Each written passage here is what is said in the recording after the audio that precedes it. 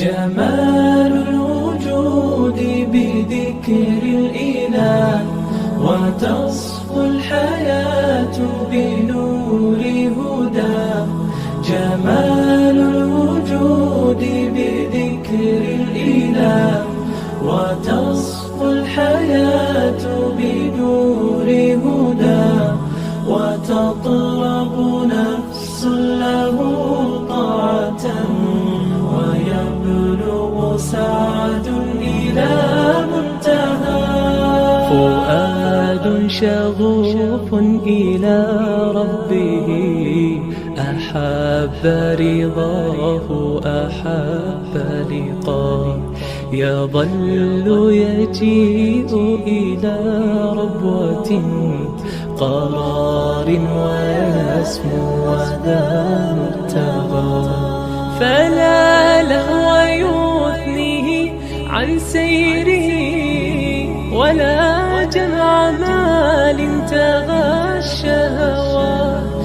إذا ما ينادي منادي الفلاح تراه لذاك يحث خطاه.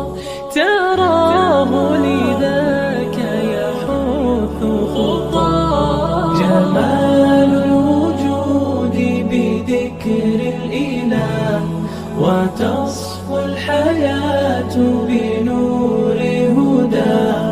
جمال الوجود بذكر الإله وتصفو الحياة بنور هدى. وتطرب نفس له طاعة ويبلغ سعد إلى منتهى.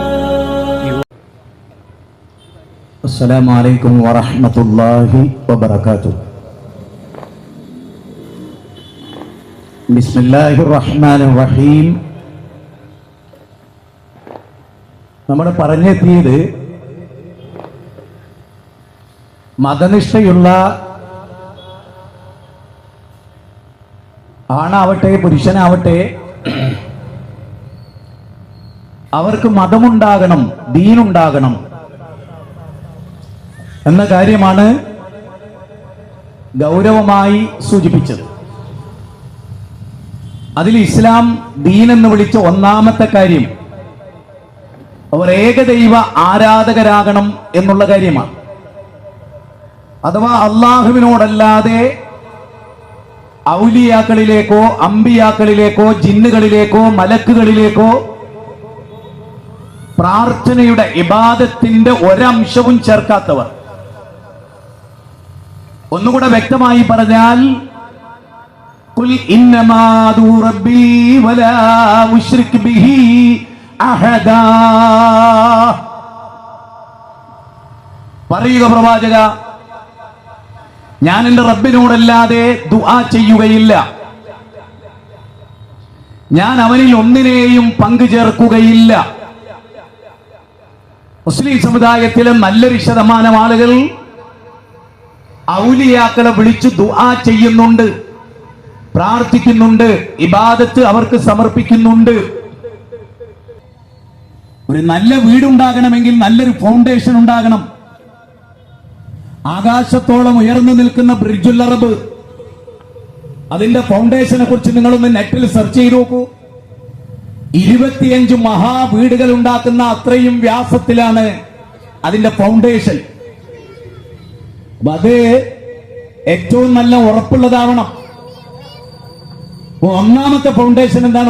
ഒരു സ്ത്രീയെ ജീവിത പങ്കാളിയാക്കാൻ അവൾ ഒന്നാമതായി ലാ ഇലാഹ ഇല്ലല്ലാഹ് എന്ന തത്വം അംഗീകരിക്കുന്ന സ്ത്രീയാവണം. അള്ളാഹുവിനെ മാത്രം ആരാധിക്കുന്നവളാകണം. തൊട്ടിലാട്ടുമ്പോ മൊയ്തീൻ ശൈഖ് എന്റെ കുട്ടി എന്ന് പറഞ്ഞ് തൊട്ടിലാറ്റി വീഴുമ്പോ എന്റെ ബദരീങ്ങളെ എന്ന് പറയുന്ന ഒരു പെണ്ണാവരുത്. ഇതാണ് അല്ലാഹ് പറയുന്നത്. വദാലിക ദീനുൽ ഖയ്യിം, അതാണ് നേരെ ചൊവ്വായ മതം. രണ്ടാമതായി പറയുന്നത് 5 നേരം നിസ്കാരമുള്ള ഒരു പെണ്ണാണോ നല്ലൊരു കുടുംബജീവിതം പ്രതീക്ഷിക്കാം. എന്താ അങ്ങനെ പറയാൻ? ഇന്ന സ്വലാത്ത തൻഹാ അനിൽ ഫഹ്ശാഇ വൽ മുൻകർ. വിശുദ്ധ ഖുർആന്റെ 29-ാം അധ്യായം 45-ാമത്തെ വചനമാണ്. ആ വചനത്ത് പറയുന്നത് 5 നേരം കറക്റ്റ് നമസ്കരിക്കുമ്പോ എല്ലാ നീചമായ പ്രവൃത്തിയിൽ നിന്ന് ഒരാൾ രക്ഷപ്പെടുന്നു എന്നാണ്. എല്ലാ മ്ലേച്ഛമായ പ്രവൃത്തിയിൽ നിന്ന് ഒരാൾ രക്ഷപ്പെടും. അപ്പൊ കഞ്ചാവ് ഉണ്ടാവില്ല, മദ്യം ഉണ്ടാവില്ല, പ്രേമുണ്ടാവില്ല, സ്വവർഗരതി ഉണ്ടാവില്ല, ലെസ്ബിയൻ ആവില്ല, അധർമ്മകാരി ആവില്ല, അങ്ങനെ തിന്മ ചെയ്യുന്നവരാവില്ല. എങ്ങനെയായാൽ നമസ്കാരം കറക്റ്റ് ഞാനിത് പറയുമ്പോ ഇവിടെ ഇരിക്കുന്ന ഓരോരുത്തരും ആലോചിച്ച് നോക്കൂ. ഇതെല്ലാം പരിശോധിച്ചിട്ടാണോ ഒരു പെണ്ണിനെ തെരഞ്ഞെടുത്ത്? സ്വന്തം മനസാക്ഷിയോട് ചോദിക്ക്. ഇന്ന് നമ്മുടെ മക്കൾ കേടുവന്നു. ഭാര്യ അനുസരണമില്ല, ഭർത്താവ് അനുസരണമില്ല. എന്തുകൊണ്ടില്ല? നമ്മുടെ ഒരു കടയിൽ ചെന്നിട്ടൊരു കാര്യം, ഒരു കർച്ചീഫ് സെലക്ട് ചെയ്യുമ്പോ നന്നോന്ന് നോക്കാറില്ലേ? അത്ര പോലും കല്യാണം കഴിക്കുമ്പോ നോക്കാറില്ല. ഞാൻ മുമ്പ് ഒരു ഉദാഹരണം പറഞ്ഞു. സോഷ്യൽ മീഡിയയിൽ ഒരുപാട് എന്നെ ട്രോൾ ചെയ്തതാണ്. അതിൽ വിരോധമൊന്നുമില്ല, ഞാൻ അതിൽ ജയിച്ച ആളാ. അങ്ങനെ നോക്കി കല്യാണം കഴിച്ചുകൊണ്ട് ജയിച്ച ഒരാളാണ്. ഇന്ന് നിമിഷം വരെ എനിക്കത് പറയാൻ പറ്റും. എന്നെ പരിചയമുള്ള, എന്റെ കുടുംബജീവിതം പരിചയമുള്ള എല്ലാവർക്കും അത് മനസ്സിലാവും ചെയ്യും. അതെന്താ കാരണം? പരിശോധിച്ചിട്ടാ പെണ്ണിട്ടി. 2 മാസം പരിശോധിച്ചിട്ട്. 2 മിനിറ്റ് അല്ല, ആധുനിക ലോകത്തെ 2 മിനിറ്റാ പെണ്ണാണല്ലേ. അല്ല, നിങ്ങൾ പറ, ഇഷ്ടപ്പെട്ടു എന്ന് പറയൽ എപ്പോഴാ? പെണ്ണ് കാണാൻ പോയി, കൂട്ടുകാരൊക്കെ പോയി പെണ്ണ് കണ്ടു, ഇഷ്ടപ്പെട്ടു. എന്ത്? അവള് തലക്കേടിലല്ല, കാണാൻ കഴിച്ചിട്ടുണ്ട്. ഇതാണ് ഇഷ്ടപ്പെട്ടു എന്ന് പറയുന്നത്. നേരെ മറിച്ച് അല്ല പറയണത്, അള്ളാനെ മാത്രം ആരാധിക്കുന്ന പെണ്ണാണോ? അത് പഠിക്കാതെ മനസ്സിലാവോ? എല്ലാരും പെണ്ണ് കാണുമ്പോ 2 മിനിറ്റ്. ഞാൻ 45 മിനിറ്റാണ് പെണ്ണുണ്ട്. 45 മിനിറ്റ് 2 മാസം പരിശോധിച്ചതിന് ശേഷം 2 മാസം ആ കുട്ടിയുടെ ജീവിതം എനിക്ക് കിട്ടാവുന്ന മുഴുവൻ സ്രോതസ്സിൽ നിന്ന് ഞാൻ പഠിച്ചു. അതിനുശേഷം പെണ്ണ് കാണാൻ പോയി. 45 മിനിറ്റ് അവളെ എന്റെ മുമ്പിലിരുത്തി. അവളെ ഉമ്മാനെ അപ്പുറത്തിരുത്തി, അവളെ വല്യമ്മനെ അപ്പുറത്തിരുത്തി. ഞാൻ ചോദിക്കാനുള്ള മുഴുവൻ ചോദിച്ചു, എനിക്ക് പറയാനുള്ള മുഴുവൻ പറഞ്ഞു, അവൾക്ക് പറയാനുള്ള മുഴുവൻ പറഞ്ഞു. എന്നിട്ട് ആ കല്യാണം കഴിച്ച്.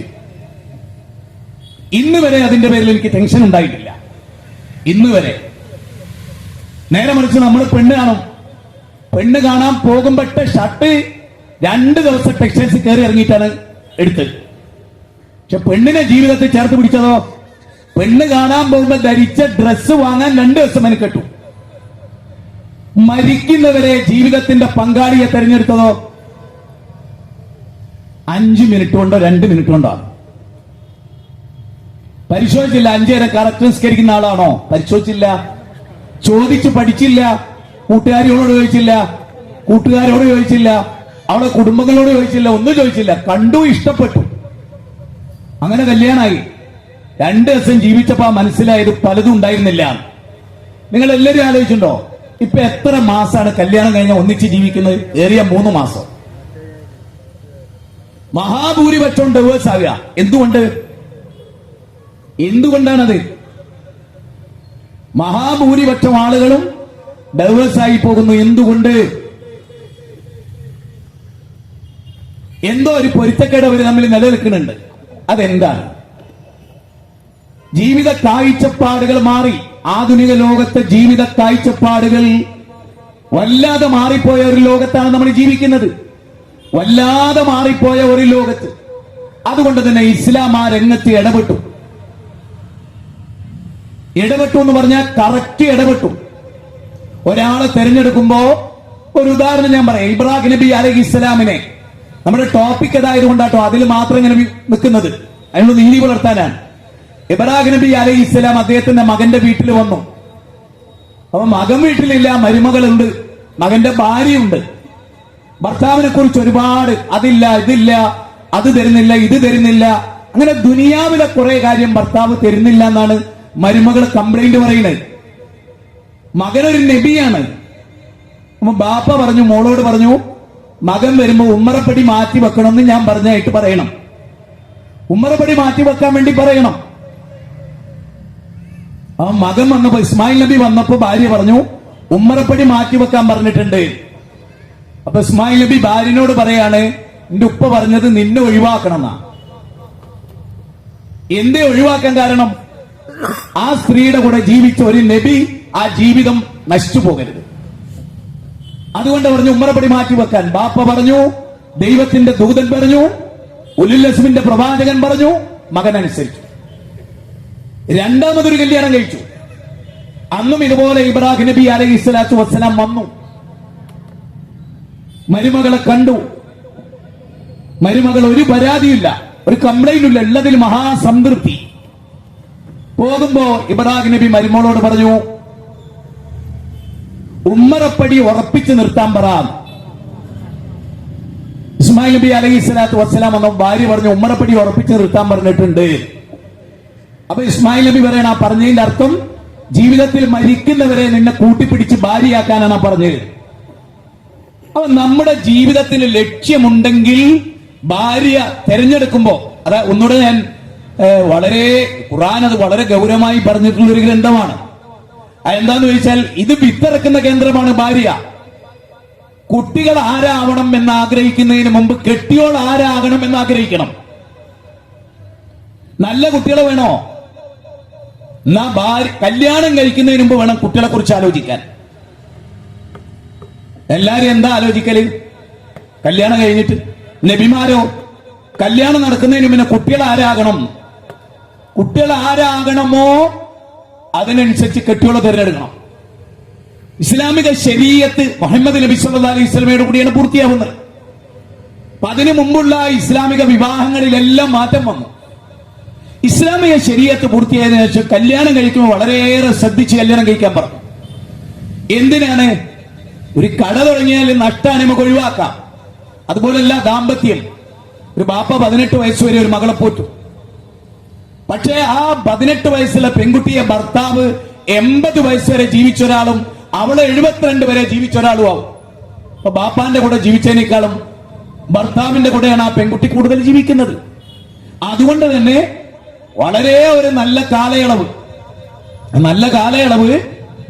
മകളെ നോക്കുന്ന ഈ പുരുഷനാണ്. അപ്പൊ ദീൻ അങ്ങോട്ടും ഇങ്ങോട്ടും ഇല്ലെങ്കിൽ വലിയ പ്രശ്നമാണ്.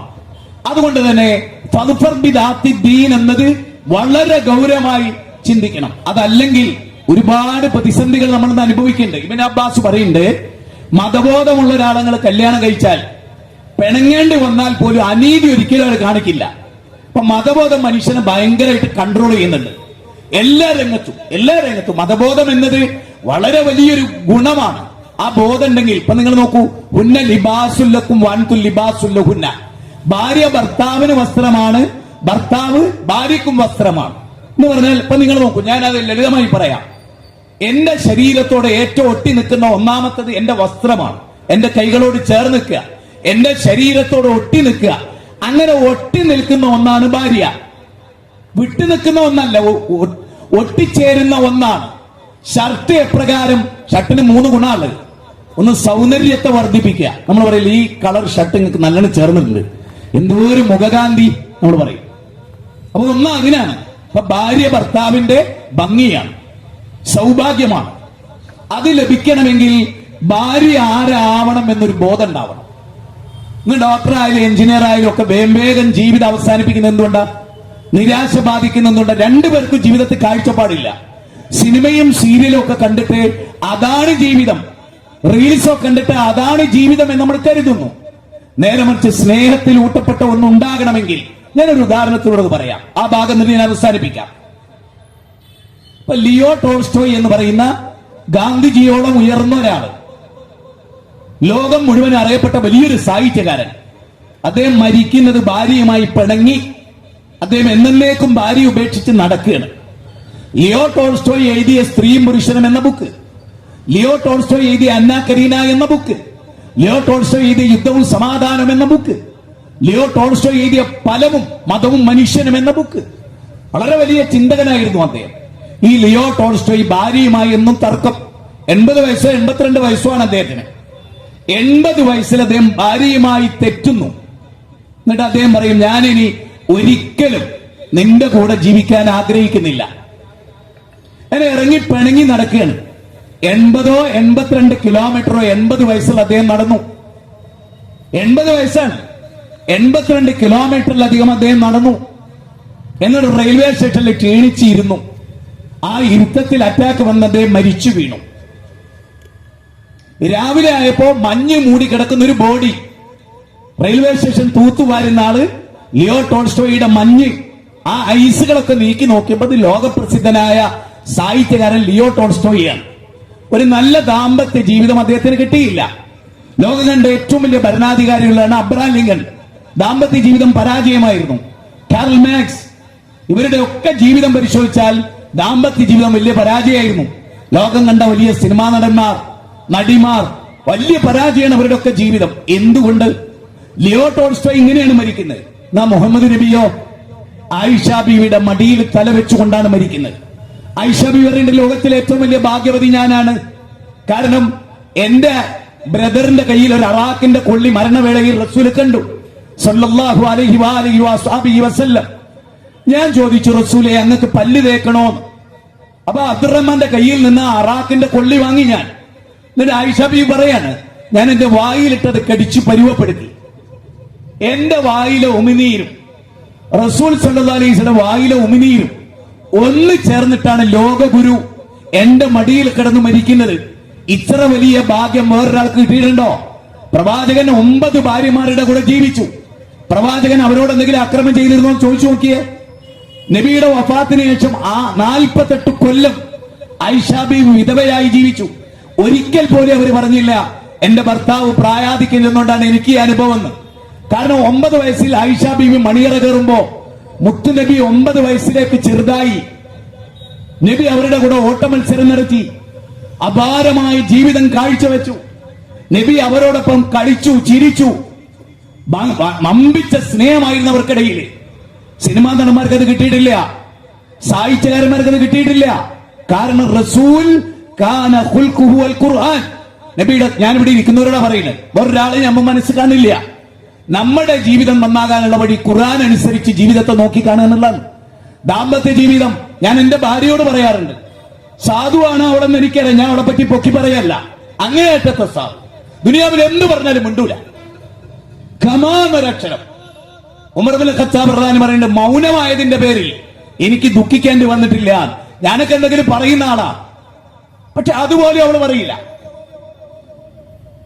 ഞാൻ അവളോട് പറയും, എന്തെങ്കിലും ഒരു നിരക്ക് തെറ്റേണ്ടി വന്നാൽ, രാവിലെ തന്നെ തെറ്റുന്ന ഒരു അവസ്ഥ ഒക്കെ ഉണ്ടായാൽ ഞാൻ റെഡി, അതാ സോഫയിൽ ഒരാൾ ഇരിക്കുന്നുണ്ട്, സാധു ആയതുകൊണ്ട് ഓള് വന്ന് സോഫയിൽ നോക്കൂ, ഞാൻ ആരെയും കാണുന്നില്ല, ഞാൻ കാണുന്നുണ്ട്.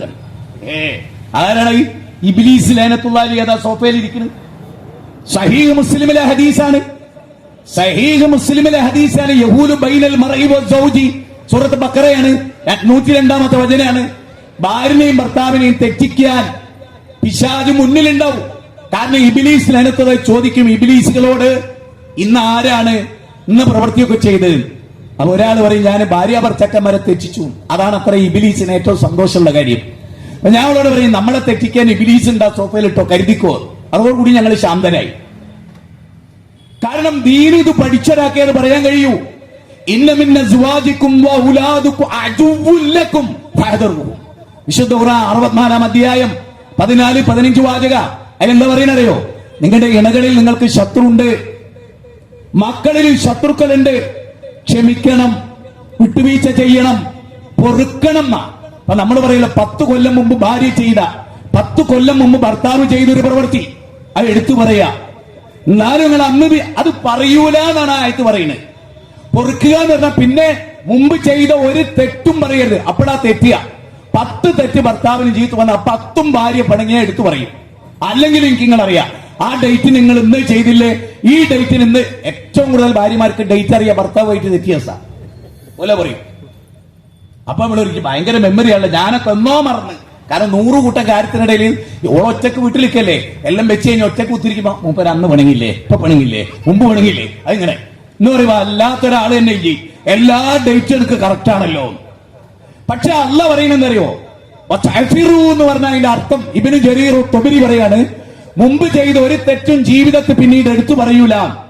എടുത്തു പറയുമ്പോ വീണ്ടും തെറ്റും, എടുത്തു പറയാതിരിക്കും.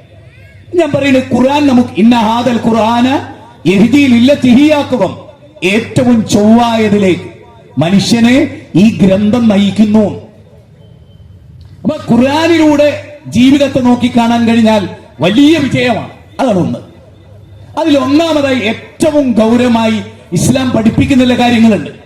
സംതൃപ്തമായ ഒരു കുടുംബം ഉണ്ടാകാൻ ഒന്നാമതായി വേണ്ടത് നമുക്കൊക്കെ ഒരു വിശ്വാസം പൂർണ്ണമായിട്ട് ഉണ്ടാവുക എന്നുള്ളതാണ്.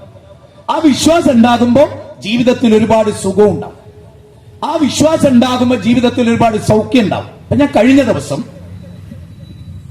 വിശ്വത്തിലുള്ള വനിതാ വിംഗിന്റെ ഒരു പ്രോഗ്രാം ഇതിൽ പറഞ്ഞ ഒരു പോയിന്റ്, വെള്ളിയാഴ്ച ഒരു പെണ്ണ് പള്ളിയിൽ പോകലാണോ ബെറ്റർ, വീട്ടിലിരിക്കലാണോ ബെറ്റർ നമ്മൾ പരിശോധിക്കുക. ഇന്നത്തെ കാലത്ത് ഏതായിരിക്കും അവർക്ക് ഹൈറ്, വീട്ടിലിരിക്കലാണോ പള്ളിയിൽ പോകലാണോ? സ്വാഭാവികമായിട്ട് ഒരു പെണ്ണ് ഭർത്താവിന്റെ കൂടെ, ഭർത്താവ് കാർ ഓടിച്ചു പോകുന്ന ഒരാൾ ആ കാറിൽ ഇരുന്നു കൊണ്ട് ഭാര്യ മുന്നിലും 2 ചെറിയ മക്കൾ പിന്നിലിരുന്ന് ഒരു മുജാഹിദ് പള്ളിയിൽ പോകുന്നു. അപ്പൊ ഭർത്താവിന്റെ കൂടെയാണ് അവൾ പോകുന്നത്, ഒരു സംശയമില്ലല്ലോ, ഇല്ല. മക്കളുടെ കൂടെയാണ് അവൾ പോകുന്നത്, ബാപ്പാന്റെ കൂടെയാണ് അവൾ പോകുന്നത്, ആങ്ങളയുടെ കൂടെയാണ് അവൾ പോകുന്നത്. എന്നാൽ ഭർത്താവ് വീട്ടിലില്ല, വെള്ളിയാഴ്ച ഉണ്ടാവില്ലല്ലോ, ജുമയ്ക്ക് ഉണ്ടാവൂല, ബാപ്പ ഉണ്ടാവൂല, മകൻ ഉണ്ടാവൂല, ആങ്ങൾ ഉണ്ടാവൂല, പരിസരത്തെ മുസ്ലിം ആണുങ്ങളൊക്കെ ഉണ്ടാവൂല. പെണ്ണ് ഒറ്റക്ക് നിൽക്കുന്ന ഒരു വീട്ടിലാണോ മറ്റുള്ളൊരുത്തൻ കയറി വന്ന് കച്ചറുണ്ടാക്കാനും മറ്റുള്ളൊരുത്തനെ വിളിക്കാനും ആ പെണ്ണിന് ഇന്നത്തെ വാട്സപ്പ് ഗ്രൂപ്പിലൂടെ വിളിക്കാനും അവൾക്ക് സൗകര്യം ഒരിക്കലും ജുമ കഴിയാതെ ഭർത്താവ് വരൂല എന്ന് നമുക്കറിയാം. അപ്പൊ പ്രശ്നം ഉണ്ടാവുമോ ഒറ്റക്ക് വീട്ടിലിരുന്നാലാണോ പള്ളിയിൽ പോയാലാണോ? അത് നിങ്ങൾ കോമൺ സെൻസ് ഉപയോഗിച്ച് ചിന്തിക്കുക. അങ്ങനെ ഒരു പെണ്ണ് പള്ളിയിൽ പോയാൽ അവൾ കേൾക്കുന്നത് എന്താ? ഭർത്താവ് കേൾക്കുന്ന അതേ ആയത്ത്, ഭർത്താവ് കേൾക്കുന്ന അതേ ഹദീസ്, ഭർത്താവ് കേൾക്കുന്ന അതേ ചരിത്രം. അപ്പൊ ഭാര്യയും ഭർത്താവും ഒരേ സമയത്ത് യഖ്റഉൽ ഖുർആന വയുദക്കിറുന്നാസ്, പ്രവാചകന്റെ ഖുത്ബയെ പറ്റി പറയാൻ, ഖുർആൻ ഓതിയിട്ട് ജനങ്ങളെ ഉത്ബുദ്ധരാക്കും. ഖുർആൻ ഓതിയിട്ട് ജനങ്ങളെ ഉത്ബുദ്ധരാക്കും. ആണ് അതിലെ ഏറ്റവും കാതലായ വശം. അപ്പൊ സമൂഹം നന്നാകാൻ ഇസ്ലാം പറഞ്ഞ ഒന്നാണ് ഖുതുബ. ഫസ്ഔ ഇലാ ദിക്രില്ലാ, ഉത്ബോധനത്തിലേക്ക്. അതുകൊണ്ടാണ് നോക്കൂ, ഖുർആൻ ഓതിയിട്ട് അവരെ ഉത്ബുദ്ധരാക്കുന്ന അല്ലാഹ് ആയത്തിൽ പറയുന്നതോ, ആ ഉത്ബുദ്ധത കിട്ടാനുള്ള വെള്ളിയാഴ്ച ജുമയിലേക്ക് സത്യവിശ്വാസികളായ സഹോദരി സഹോദര നിങ്ങൾ വരൂ എന്നാ പറയുന്നത്. അപ്പൊ വെള്ളിയാഴ്ച അവർ സ്ഥിരമായിട്ട് കേട്ടാലും മക്കളും എല്ലാവരും, അപ്പൊ ആ വീട്ടിലൊരു നന്മ ഉണ്ടാവും. താരതമ്യേന തിന്മകൾ കുറയുന്നത് എവിടെയാണ്? മാതൃഭാഷയിൽ ഖുതുബ കേൾക്കുന്ന പള്ളിയിലാണ്. കാരണം ജനങ്ങൾക്കത് മനസ്സിലാകുന്നു എന്നുള്ളതാണ് അതിന് പ്രധാനം. അതുകൊണ്ട് ഒന്നാമതായി ഒരു ദൈവത്തെ കുറിച്ചുള്ള അചഞ്ചലമായ വിശ്വാസം ഉണ്ടാകണം. ഉദാഹരണം, മൂസാ നബി അലൈഹി സ്വലാത്തു വസ്സലാം ചെങ്കടലിന്റെ അടുത്ത് വരുന്നു, അദ്ദേഹത്തിന് കൂടെ ആളുകളുണ്ട്. ഫിറൗനിന്റെ സർവായുധ സൈന്യം പിറകിലും, മുന്നിൽ ചെങ്കടലാണ്. ഫിറൗനിന്റെ കൂടെയുള്ള ആളുകൾ മൂസാ നബിയുടെ കൂടെയുള്ള ആളുകളെ പിടിക്കാറായി, കൈയെത്തുന്ന ദൂരത്തായി. അപ്പൊ അവര് പറഞ്ഞു, പിടിക്കപ്പെട്ടത് തന്നെ മൂസ, മൂസ പിടിക്കപ്പെട്ടത് തന്നെ. അപ്പൊ മൂസ അലൈഹിസ്സലാം പറയുന്നതോ, ഇന്ന മഗിയ റബ്ബി സയഹ്ദി, എന്റെ റബ്ബ് എനിക്കൊരു വഴി കാണിച്ചു. ആരുമില്ലാത്ത ഒരു ലോകത്ത്, ആരും സംരക്ഷിക്കാനില്ലാത്ത ഒരു ലോകത്ത് ഫിറൗനിൽ നിന്ന് റബ്ബിനത് കഴിയും. ചെങ്കടലുണ്ടാക്കിയ പടച്ചവന് കടലിൽ വെച്ച് തന്നെ സഹായിക്കാൻ കഴിയും. ഫിറൗനെ സൃഷ്ടിച്ച പടച്ചവന് അള്ളാഹുവിന്റെ മിൽക്കിൽ, അള്ളാഹുവിന്റെ മുലൂക്കിയത്തിൽ, അള്ളാഹുവിന്റെ മാലിക്കുൽ മുലൂക്ക് എന്ന ആ മഹനീയമായ സ്ഥാനമുണ്ടായിരിക്കെ ആ അള്ളാഹ് എന്നെ സഹായിക്കും. ഈ ബോധ്യം എത്ര മുസ്ലിങ്ങൾക്കുണ്ട്? ഈ ബോധ്യമാണ് മനുഷ്യൻ നന്നാക്കാനുള്ള ആധാരശില. ഒന്നാമത്തെ കാര്യം അതാണ്. അതിലേക്കാണ് ഇസ്ലാം മനുഷ്യരെ ക്ഷണിക്കുന്നത്. പ്രവാചക തിരുമേനിയെ നിങ്ങൾ നോക്ക്, മക്കയിലെ സമൂഹത്തെ ഊശ്വര ഹൃദയം പേറിയ ആ ജനതയെ പ്രവാചകൻ എങ്ങനെയാ നന്നാക്കിയത്? ആയിഷ ബീവി റളിയല്ലാഹു തആല പറയുന്ന ഒരു വാചകം അത് നമ്മൾ മുകളിലേക്ക് എടുക്കണം. കള്ളു കുടിക്കരുത്, വ്യഭിചരിക്കരുത് എന്നാണ് മക്കയിലെ 13 കൊല്ലം പറയുന്നതെങ്കിൽ തീർച്ചയായും ഈ സമുദായം മാറുമായിരുന്നില്ല.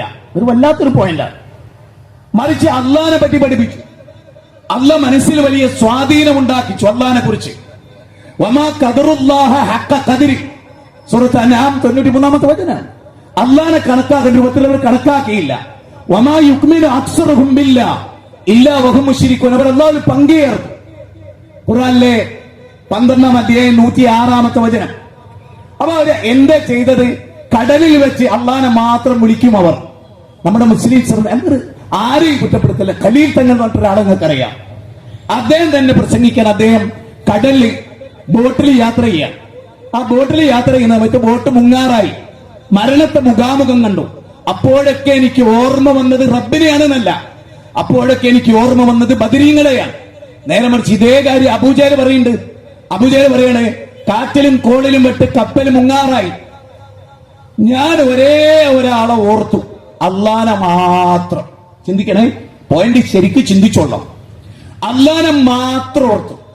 ലാത്തയെ ഞാൻ ഒഴിവാക്കി, ഉസ്സയെ ഞാൻ ഒഴിവാക്കി, മനാത്തയെ ഞാൻ ഒഴിവാക്കി, വദ്ദും സുബാഹും യഹൂസും യഹൂക്കും നസ്റും ഉസൈറും ഈസയും മറിയമും അമ്പിയാക്കളും ഔലിയാക്കളും എല്ലാത്തിനെയും ഞാൻ ഡിലീറ്റ് ചെയ്തു. ഒരാളെ മാത്രം ഞാൻ മനസ്സിലിരുത്തി, ഏക ഇലാഹായ മുഹമ്മദ് നബി പഠിപ്പിച്ച അള്ളാനെ. അല്ല ഖുർആനിൽ രണ്ടിടത്ത് അത്ഭുതമാണ്. ഒന്ന് ഖുർആനിലെ 29-ാം അധ്യായം 65-ാമത്തെ വചനം, മറ്റൊന്ന് ഖുർആനിലെ 31-ാം അധ്യായം 32-ാമത്തെ വചനം. വൈദാ ഹശ്യഹും മൗജും കദ്ദുലൽ ജഅലുല്ലാഹ മുഖ്ലിസീന ലഹുദ്ദീൻ. നോക്കൂ എന്താ പറയണേ, കടലിൽ വെച്ച് കാറ്റും കോളും വന്നാൽ അവർ അള്ളാനെ മാത്രം വിളിച്ചു. ഇത് കേട്ടപ്പോഴാണ് അബൂജഹലിന്റെ മകൻ ഇക്രിമ മുസ്ലിമായത്, ഇക്രിമ മുജാഹിദായത്, ഇക്രിമ സമസ്ത വിട്ടത്. ഓർക്കണം, അള്ളാനെ മാത്രമേ വിളിക്കൂ. കരയിൽ അള്ളാഹ്ക്ക് രക്ഷപ്പെടുത്താൻ കഴിയില്ലേ? കഴിയും. കടലോ അള്ളാഹ്, അവിടെ ലാത്തക്ക് പറ്റൂലേ? ഇല്ല. എന്നാ പിന്നെ കരയിലും ആ റബ്ബിന് തന്നെ. ഇതാണ് തൗഹീദ്. അള്ളാഹ് പറഞ്ഞു അബൂജഹൽ കടലിൽ മുസ്ലിമായിരുന്നു എന്ന് പറഞ്ഞു, മുവഹിദായിരുന്നു എന്ന് പറഞ്ഞു. അതാണ് തൗഹീദ് എന്ന് പറഞ്ഞു. പിന്നെ അള്ളാഹ് എന്താ കുറ്റപ്പെടുത്തി? കടലെത്തുമ്പോ താങ്കൾ ഔലിയാക്കളെ വിളിക്കുന്നു. ഔലിയാക്കളെ വിളിക്കുന്നവർ കാഫറുകളാണെന്ന് നൂഹ് നബി സൂറത്ത് നൂഹ് 71-ാം അധ്യായം 24-ാമത്തെ വചനം. കൃത്യമാണ്. നിങ്ങൾ പഠിക്കാൻ ആഗ്രഹിക്കുന്നുവെങ്കിൽ വളരെ കൃത്യമാണ്. അപ്പൊ അള്ളാനെ മാത്രം വിളിക്കുക. 72-ാം അധ്യായം 18, 72-ാം അധ്യായം 20, 45-ാം അധ്യായം 4, 5, 6, 17-ാം അധ്യായം 56, 57, 22-ാം അധ്യായം 73. ഇതിലെല്ലാം അള്ളാനെ മാത്രം വിളിച്ചു ദുആ ചെയ്യുക. അതാണ് കുടുംബം നന്നാകാനുള്ള ഫസ്റ്റ് ക്വാളിറ്റി. അള്ളാഹ് പറയാണ്, അലം തറ കൈഫ ദറബല്ലാഹു മസലൻ കലിമതൻ ത്വയ്യിബതൻ കസജറത്തിൻ ത്വയ്യിബ അസ്ലുഹാ സാബിതുൻ. അല്ലാഹ് പറയാ സൂറത്ത് ഇബ്രാഹിം 14-ാം അധ്യായം 24. ഒരു മരം പോലെയാണ് ഒരു വിശ്വാസി. ആ മരത്തിന്റെ പ്രത്യേകത എന്താണ്? ആ മരത്തിന്റെ വേരുകൾ ഭൂമിയുടെ അടിയിലേക്ക് ആഴത്തിലിറങ്ങി അതിന്റെ ശാഖകൾ പടർന്നു പന്തലിച്ചിരിക്കുന്നു. എക്കാലഘട്ടത്തിലും ഫലം നൽകുന്നു. ഒരു ശിർക്കുമില്ല, ഒരു ദർഗയിലേക്കും പോകില്ല. അബ്ദുസ്സമദ് സക്കാഫി എന്ന് പറഞ്ഞ ഞങ്ങളുടെ നാട്ടിൽ മലപ്പുറത്തൊരു സക്കാഫി ഉണ്ട്. അദ്ദേഹം പറയാണ്, ആമിനത്താത്ത അവർ 25 കൊല്ലം കല്യാണം കഴിച്ചിട്ട് കുട്ടിയില്ല. തഹജ്ജുദിൽ വരെ പടച്ചോനോട് കുട്ടികളെ ചോദിച്ചു. അപ്പൊ ഒരു ദിവസം CM മടവൂർ ഇങ്ങനെ വരികയാണ്. മുറ്റത്ത് അവർ നിൽക്കുമ്പോ CM മടവൂർ വരികയാണ്. അവ CM മടവൂർ ചോദിക്കുകയാണ്, കുട്ടികളെ വേണോ? 25 വർഷം റബ്ബിനോട് കുട്ടികളെ തേടി ആമിനത്താത്ത പറയാണ്, ഞാൻ തഹജ്ജുദ് നിസ്കരിച്ചു പോലും പടച്ചോനോട് പടച്ചോൻ തന്നില്ല, നിങ്ങൾ തന്നാ മതി, കുട്ടി മതി. അപ്പൊ 25 കൊല്ലം മുവഹിദത്തായ 25 കൊല്ലം അള്ളാനെ മാത്രം മുന്നിൽ വെച്ച സഹോദരി CM മടവൂരിന്റെ ഈ ചോദ്യത്തോടുകൂടി കാഫിറായി മുശ്രിക്കത്തായി മാറി. ഇതാണ് പ്രശ്നം. നിങ്ങൾക്ക് ഇബ്രാഹിം നബി അല്ലാത്ത ഒരാളോട് കുട്ടികളെ ചോദിച്ചിട്ടുണ്ടോ? അങ്ങനെ ഉണ്ടേ നിങ്ങളൊന്ന് കാണിച്ചു തരൂ. ഖുർആനിൽ 37-ാം അധ്യായം 100-ാമത്തെ വചനം, റബ്ബി ഹബിലി മിനസ് സ്വാലിഹീൻ, പടച്ചോനെ സ്വാലിയായ ഒരു കുട്ടിനെ തരണേ. സക്കരിയ നബി, ഹുനാലിക ദഅ സക്കരിയ റബ്ബഹു, മറിയം ബീവിയുടെ കറാമത്ത് കണ്ടപ്പോൾ റബ്ബിനോട് തേടി. കറാമത്ത് മറിയം ബീവിയുടെ കഴിവാണെങ്കിൽ തേടേണ്ടത് മറിയം ബീവിയോടാണ്. ഞാനിപ്പോ ഒരു ടവല് പ്രാവാക്കി അതിനുള്ള കഴിവ് എനിക്ക് ഉണ്ടെങ്കിൽ ഒരു പ്രാവിനെ നിങ്ങൾക്ക് എന്നോട് ചോദിക്കാം. എന്റെ കയ്യിലെ പ്രാവ് പടച്ചോൻ തന്നതാണെങ്കിലോ? അതുകൊണ്ടാണ് മറിയം ബീവിനോട് ചോദിക്കുന്നത്, അന്നാ ലക്കി ഹാദ, എവിടെ നിന്ന് കിട്ടി? കാലത്ത് ഹുവ മിൻ ഇൻദില്ലാ, ഇത് പടച്ചോൻ തന്നതാണ്. അപ്പൊ സീസൺ അല്ലാത്ത കാലത്ത് ഭക്ഷണം തരാൻ അള്ളാഹ്ക്ക് കഴിയുമെങ്കിൽ ഭാര്യ വന്ധ്യ ആയിക്കോട്ടെ, എനിക്ക് വാർദ്ധക്യം ഉണ്ടായിക്കോട്ടെ. അതുകൊണ്ട് അദ്ദേഹം എന്ത് പറഞ്ഞത്? പടച്ചോനെ, നിന്നോട് ദുആ ചെയ്യുന്നതിൽ എനിക്ക് നിരാശല്ല. അള്ളാഹിനോട് ദുആ ചെയ്യുന്നതിൽ നിരാശല്ലാത്തൊരു ഭാര്യ, നിരാശല്ലാത്തൊരു ഭർത്താവ്. പാസിയ ബീവി നോക്ക്, ഫിറൗന്റെ ഭാര്യയല്ലേ. റബ്ബി ബിനിലി ഇൻദക ബൈതൻ ഫിൽ ജന്ന. നമ്മുടെ സഹോദരിമാർക്ക് കഴിയും അങ്ങനെ? ഭർത്താവ് ളാലിമാണ്. നൂഹ് നബിയുടെ ഭാര്യ മോശക്കാരിയാണ്. ലൂത്ത് നബിയുടെ ഭാര്യ മോശക്കാരിയാണ്. നൂഹ് നബിയുടെ മകൻ മോശക്കാരിയാണ്. അവർ പിടിച്ചൊന്നില്ലേ? തിരിച്ചും ഫിറൗൻ ആരാ? ഫഖാല അന റബ്ബുക്കുമുൽ ആല എന്ന് പറഞ്ഞ ആളാണ്. എന്നിട്ടും ഈ വിശ്വാസം ഉണ്ടെങ്കിൽ ഒക്കെ പിടിച്ചു നിൽക്കും. നിങ്ങൾ ആരെങ്കിലും ആലോചിച്ചിട്ടുണ്ടോ? ഇന്ന് വരെ ഞങ്ങൾ വിസ്ഡം ഇസ്ലാമിക് ഓർഗനൈസേഷൻ ഞങ്ങളുടെ ഒരു നേതാവും നിലവിളക്ക് കൊടുത്തിട്ടില്ല. എന്താ കൊടുത്താത്തത്? അത് ഹൈന്ദവരുടെ മതവിശ്വാസമാണ്. അവരെ വിശ്വാസപ്രകാരം അവർക്കത് തൗഹീദാണ്, നമുക്കത് ശിർക്കാണ്, ബൗദ്ധൈവത്വമാണ്, പാടില്ലാത്തത്. അവിടെ നമ്മൾ ചെയ്യുന്നില്ല. ഞാൻ എന്റെ വീട്ടിൽ കഴിഞ്ഞ ദിവസം പാല് തരുന്ന ഒരു ഹൈന്ദവ സഹോദരി ഉണ്ട്, ഒരു ചേച്ചി. ഇപ്പൊ എനിക്ക് താനൂർ പ്രസംഗിക്കാൻ പോയപ്പോ അവിടുന്ന് ഫ്രഷായ കുറച്ച് മീൻ കിട്ടി, പച്ചമീന്. ഒരുപാട് മീനുണ്ട്, 10-35 കിലോ ഉണ്ട്. ഞാൻ എല്ലാവർക്കും കൊടുത്ത കൂട്ടത്തിൽ ചേച്ചി വന്നപ്പോ ഞാൻ പറഞ്ഞു, ചേച്ചി ഇത്ര മത്സ്യം കൊണ്ടുപോയിക്കോളൂ. അപ്പൊ അവരെന്നോട് എടുത്ത വഴിക്ക് പറഞ്ഞു, ഞങ്ങൾക്ക് പറ്റൂല ഇത്. വീട്ടിൽ ശബരിമലക്ക് പോകാൻ മണ്ഡലം നോമ്പ് ഒറ്റ ഒരാളുണ്ട്. മണ്ഡലം നോമ്പ് നോറ്റ ഒരാൾ ആ വീട്ടിലുണ്ടെങ്കിൽ ആ വീട്ടിലെ ഒരാളും മുസ്ലിമിന്റെ വീട്ടിൽ നിന്ന് ഭക്ഷണം കഴിക്കില്ല. വർഗീയത ഉണ്ടായിട്ടാണോ? അല്ല. മണ്ഡലം നോമ്പ് സ്വീകരിക്കപ്പെടണമെങ്കിൽ ഇത് പാടില്ല. അതുപോലെ തന്നെയാണ് നമുക്കും. ഓണത്തിന്റെ ചോറായാലും വിഷുവിന്റെ ചോറായാലും അതിന്റെ ആഘോഷമായാലും എന്തിന് നബിദിനത്ത് പോലും ഞങ്ങൾക്ക് പങ്കെടുക്കാൻ പാടില്ല. ഭീമാ നേർച്ചയ്ക്ക് ഞങ്ങൾക്ക് പങ്കെടുക്കാൻ പാടില്ല. പട്ടാമ്പി നേർച്ചയ്ക്ക് ഞങ്ങൾക്ക് പങ്കെടുക്കാൻ പാടില്ല. ഇസ്ലാം അല്ല അത്. BP അങ്ങാടിയിൽ കണ്ടില്ലേ, ആന ചവിട്ടിയത് മരിച്ചു. ഒരാളെ വലിച്ചു തൂക്കി എറിഞ്ഞു ആന. ഒരു ഹൈന്ദവനാ കൊല്ലപ്പെട്ട്. ആന നല്ല മതേതരനാ. മുസ്ലിങ്ങളൊക്കെ നേർച്ച മരിച്ചത് ഹൈന്ദവൻ. ഇത് പാടില്ലാത്തതാണെന്ന് ഞങ്ങൾ ലോകത്തോട് പറയും. ഒരു തെളിഞ്ഞ വിശ്വാസം, ഒരു തെളിഞ്ഞ ആചാരം, ഒരു തെളിഞ്ഞ സംസ്കാരം അതുണ്ടാവണം. ഗാന്ധിജി ജീവിതത്തിൽ എപ്പോഴെങ്കിലും പള്ളിയിൽ പോയി നിസ്കരിച്ചിട്ടുണ്ടോ? ഗാന്ധിജി അറേ റാം എന്ന് പറഞ്ഞാൽ മരിച്ചത് തന്നെ. പിന്നെ ഇങ്ങനെ ഗാന്ധി സ്വർഗത്ത് പോകണമെങ്കിൽ ലാ ഇലാഹ ഇല്ലല്ലാഹ് പറയണം. ലാ ഇലാഹ ഇല്ലല്ലാഹ് ഉച്ചരിച്ചവൻ ഖാലിസൻ അവരുടെ കൽബിൽ തട്ടിക്കൊണ്ടാണെങ്കിൽ ദഖലൽ ജന്ന. ഹരേ റാം എന്ന് വിളിച്ച് മരിച്ച ഒരാള് സ്വർഗത്ത് പോകുന്നെന്ന് നമ്മൾ വിചാരിക്കുവോ? ഗാന്ധിജി ആഗ്രഹിച്ചിട്ടില്ല. മൗലാന മുഹമ്മദ് അലി ജൗഹറിനോട് നിങ്ങൾ വിശ്വസിക്കുന്ന സ്വർഗത്തിൽ ഞാൻ വിശ്വസിക്കുന്നില്ല എന്ന് പറഞ്ഞ ആളാ ഗാന്ധിജി. പിന്നെ ആ ഗാന്ധിജി സ്വർഗത്തിലാകണമെന്ന് ബഹുമാന്യ KT ജലീൽ സാഹിബ് വിചാരിച്ചാൽ നടക്കില്ല. കാരണം അദ്ദേഹം കൊതിച്ചിട്ടില്ല, അദ്ദേഹം ആ സ്വർഗത്തിന് വേണ്ടി പണിയെടുത്തിട്ടില്ല. ലണ്ടൻ യൂണിവേഴ്സിറ്റിയിൽ അഡ്മിഷൻ കിട്ടാൻ പണിയെടുക്കാത്ത ഒരുത്തൻ ഓൻ ലണ്ടൻ യൂണിവേഴ്സിറ്റിയിൽ ആകണമെന്ന് നമ്മൾ വാശിരിച്ചു തരുന്നുണ്ടോ? ഓൻ ആഗ്രഹിച്ചിട്ടില്ല, ഓൻ അതിനു വേണ്ടി പണിയെടുത്തിട്ടില്ല, അവിടുത്തെ ഫോം ഫില്ല് ചെയ്തിട്ടില്ല, അവിടുത്തെ സിസ്റ്റം പഠിച്ചിട്ടില്ല, അവിടുത്തെ സിസ്റ്റം പ്രകാരം അപേക്ഷ നൽകിയിട്ടില്ല. സിമ്പിൾ, വളരെ സിമ്പിൾ, വ്യാപിപ്പിച്ച് പറയേണ്ടതില്ല. ബുദ്ധിയുള്ളവർക്കൊക്കെ മനസ്സിലാവും. അപ്പൊ നമുക്കൊരു വിശ്വാസമുണ്ട്, ഒരു അക്കീദയുണ്ട്. ആ അക്കീദ അനുസരിച്ച് ജീവിക്കണം. ഹിന്ദുവായി, മുസ്ലിമായി, ക്രിസ്ത്യാനിയായി പരസ്പരം സ്നേഹിച്ചും കാരുണ്യത്തോടെ. ഗാന്ധിജി ജീവിച്ചിട്ടില്ലേ? നെഹ്റു ജീവിച്ചിട്ടില്ലേ? വല്ലഭായ് പട്ടേൽ ജീവിച്ചിട്ടില്ലേ? ആസാദി ജീവിച്ചിട്ടില്ലേ? ഖാൻ അബ്ദുൽ ഗഫാർ ഖാൻ ജീവിച്ചിട്ടില്ലേ? മൗലാന ഷൗക്കത്ത് അലി ജീവിച്ചിട്ടില്ലേ? മൗലാന മുഹമ്മദ് അലി ജീവിച്ചിട്ടില്ലേ? സഫ്ദർ ആലം ജീവിച്ചിട്ടില്ലേ? ഉണ്ട്. ബഹാദൂർ ഷാ സഫർ ജീവിച്ചിട്ടില്ലേ? ഉണ്ട്. KP കേശവ മേനോനും മുഹമ്മദ് അബ്ദുറഹ്മാൻ സാഹിബും ഈ മൊയ്തു മൗലവിയും KM മൗലവിയും ഒക്കെ ഒന്നിച്ച് ജീവിച്ചില്ലേ? ജീവിച്ചു. അപ്പൊ സൗഖ്യപൂർണമായ ഒരു നാട്, വിശ്വാസത്തിൽ മായം ചേർക്കാത്ത ഒരു നാട്, വിശ്വാസമനുസരിച്ച് ഓരോരുത്തർക്ക് ജീവിക്കാമെന്ന് ഭരണഘടന വിഭാവനം ചെയ്ത നാട്. ഈ നാട്ടിൽ സംതൃപ്തമായ ഒരു ജീവിതം ഉണ്ടാകാൻ എന്ത് വേണമെന്നാണ് ഇനി ഞാൻ പറയുന്നത്. ഒന്നാമത്തേത് ഏകത വിശ്വാസമാണ്. രണ്ടാമത്തേത് നമുക്കൊരു മാർഗദർശനം വേണം, ഒരു റോൾ മോഡൽ വേണം, ഒരു പ്രവാചകൻ വേണം. ലഖദ് കാന ലക്കും ഫീ റസൂലില്ലാഹി ഉസ്വത്തുൻ ഹസന ലിമൻ കാന യർജുല്ലാഹ് ബുഇസ്തു ലിയുതമ്മിമ മകാരിമൽ അഖ്ലാഖ്. ഖുർആന്റെ 33-ാം അധ്യായം 21-ാമത്തെ വചനം, ഖുർആനിന്റെ 33-ാം അധ്യായം 45-46 വചനം. ഹദീസ് റസൂൽ പറയാണ്, ഏറ്റവും മെച്ചപ്പെട്ട ഒരു സംസ്കാരം അത് നിങ്ങൾക്ക് പകർന്നു തരുന്നതിന് വേണ്ടി മെച്ചപ്പെട്ട ഒരു സംസ്കാരം, അതിന്റെ പൂർത്തീകരണം. നിങ്ങൾ നോക്കൂ, ആ നബി സല്ലല്ലാഹു അലൈഹി വസല്ലം മക്കളുണ്ടായിരുന്നു. ആ നബി സല്ലല്ലാഹു അലൈഹി വസല്ലമക്ക് പേരക്കുട്ടികൾ ഉണ്ടായിരുന്നു. ആ നബി സല്ലല്ലാഹു അലൈഹി വസല്ലമക്ക് മരുമക്കൾ ഉണ്ടായിരുന്നു. ഭാര്യമാരുടെ പിതാക്കന്മാരുണ്ടായിരുന്നു. ആ പ്രവാചകന്റെ ജീവിതം നിങ്ങൾ പരിശോധിച്ചോ. ഞാൻ ഒരു ചെറിയ ഉദാഹരണം. ഇവിടെ ഒരുപാട് ഭർത്താക്കന്മാരിയ്ക്കുന്നുണ്ട്, ഭാര്യമാരെയായി വന്നവരുണ്ട്, മക്കളെ കെട്ടിച്ചു കൊടുത്തവരുണ്ട്. നമ്മുടെ ഉദാഹരണം, എന്റെ വീട്ടിൽ വരുന്നു നിങ്ങളിൽ ഒരാൾ, ഹുസൈനോ ഷംനാദോ നാസറോ ബഷീറോ നസീറോ അബ്ദുൽ റസാറോ ആരോ ഒരു ഒന്നും. എന്റെ ഭാര്യയോട് ചോദിക്കണം മുജാഹിദ് ബാലുശ്ശേരിയുടെ സ്വഭാവം എന്താ.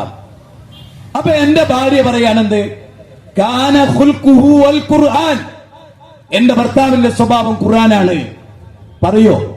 ഈ ഇരിക്കുന്ന എല്ലാരും ഒന്ന് ആലോചിക്കുക. നമ്മുടെ ഭാര്യ പറയോ? നമ്മുടെ ഭാര്യ എന്താ പറയാ?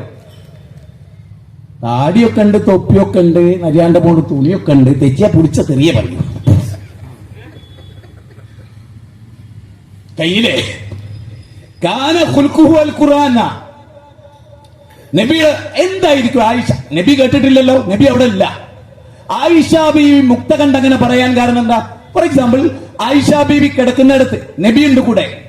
ആയിഷ ബീവിന്റെ കൂടെ കിടന്നിട്ട് കുറച്ച് കഴിഞ്ഞാണ് നബി ഒറ്റ കെണീച്ച് ഇങ്ങനെ പോകുന്നത്. ആയിഷ ബീവി വിചാരിക്കുന്നത് മറ്റോളെ വീട്ടിലേക്ക് പോവുകയാണ്. രണ്ടെട്ടിയോ കുടുങ്ങിയാട്ടോ. പെണ്ണെട്ടിയാ കണ്ണൊട്ടി ഞാൻ ചൊല്ലി, രണ്ടെട്ടിയാലോ കയ്യും കാലും ഒക്കെ പൊട്ടും, കണ്ണ് മാത്രല്ല.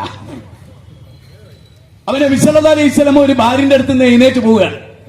ആയിഷ ബീവി പിന്നിൽ ഇങ്ങനെ ഒളിച്ചു പോവുകയാണ്. കാരണം ഒരു സ്ത്രീ എന്ന നിലയ്ക്ക് ഒരു സ്ത്രീ മാത്രമാണ് ആയിഷ ബീവി. പോകുന്ന എന്താ അറിയോ? മറ്റേ ഭാര്യന്റെ അടുത്തേക്ക് ഒളിച്ചു പോവുകയാണോ വിചാരിച്ചിട്ടാ. നബി എന്താ നമ്മളെപ്പോലത്തെ ആളാ? ആയിഷ ബീവി അങ്ങനെ കരുതിയത് അത്ര മാതൃകൾ ഒരു കാര്യമല്ല. പക്ഷെ ഒരു പെണ്ണാണ് എന്നുള്ള നിലക്ക് അതും വരാം. അച്ഛയായ ഒരു മനുഷ്യന്റെ മോളാണ്. ഓടി നബി ഇങ്ങനെ പോവുകയാണ്. വലിയ ചുറ്റട്ടത്താണല്ലോ വീടുകള്. ഏത് വീട്ടിലേക്കാ പോണത്? മെല്ലെ ഇങ്ങനെ ഇറങ്ങി വീടിന്റെ ഉള്ളിൽ കൂടെ ഒക്കെ പോയി നബി ബഖീലർക്കദിലേക്ക്, ശ്മശാനത്തിലേക്ക്, മദീനത്തെ ശ്മശാനത്തിലേക്ക്, ഖബറിസ്ഥാനിലേക്കാ പോണത്. എടാ ഖബറിന്റെ അടുത്ത് നിന്ന് കരയാണ്. അസ്സലാമു അലൈക്കും യാ ദാറ ഖൗമിൽ മുഅ്മിനീൻ. സത്യവിശ്വാസികളെ, നിങ്ങൾക്ക് രക്ഷയും സലാമും. ഇൻഷാ അല്ലാഹ് തൊട്ടടുത്ത അനധിവിദൂരമല്ലാത്ത സമയത്ത് ഞങ്ങളും നിങ്ങളിലേക്ക് വന്നു ചേരും. ഞാനും നിങ്ങളിലേക്ക് വന്നു ചേരേണ്ടവനാണ്.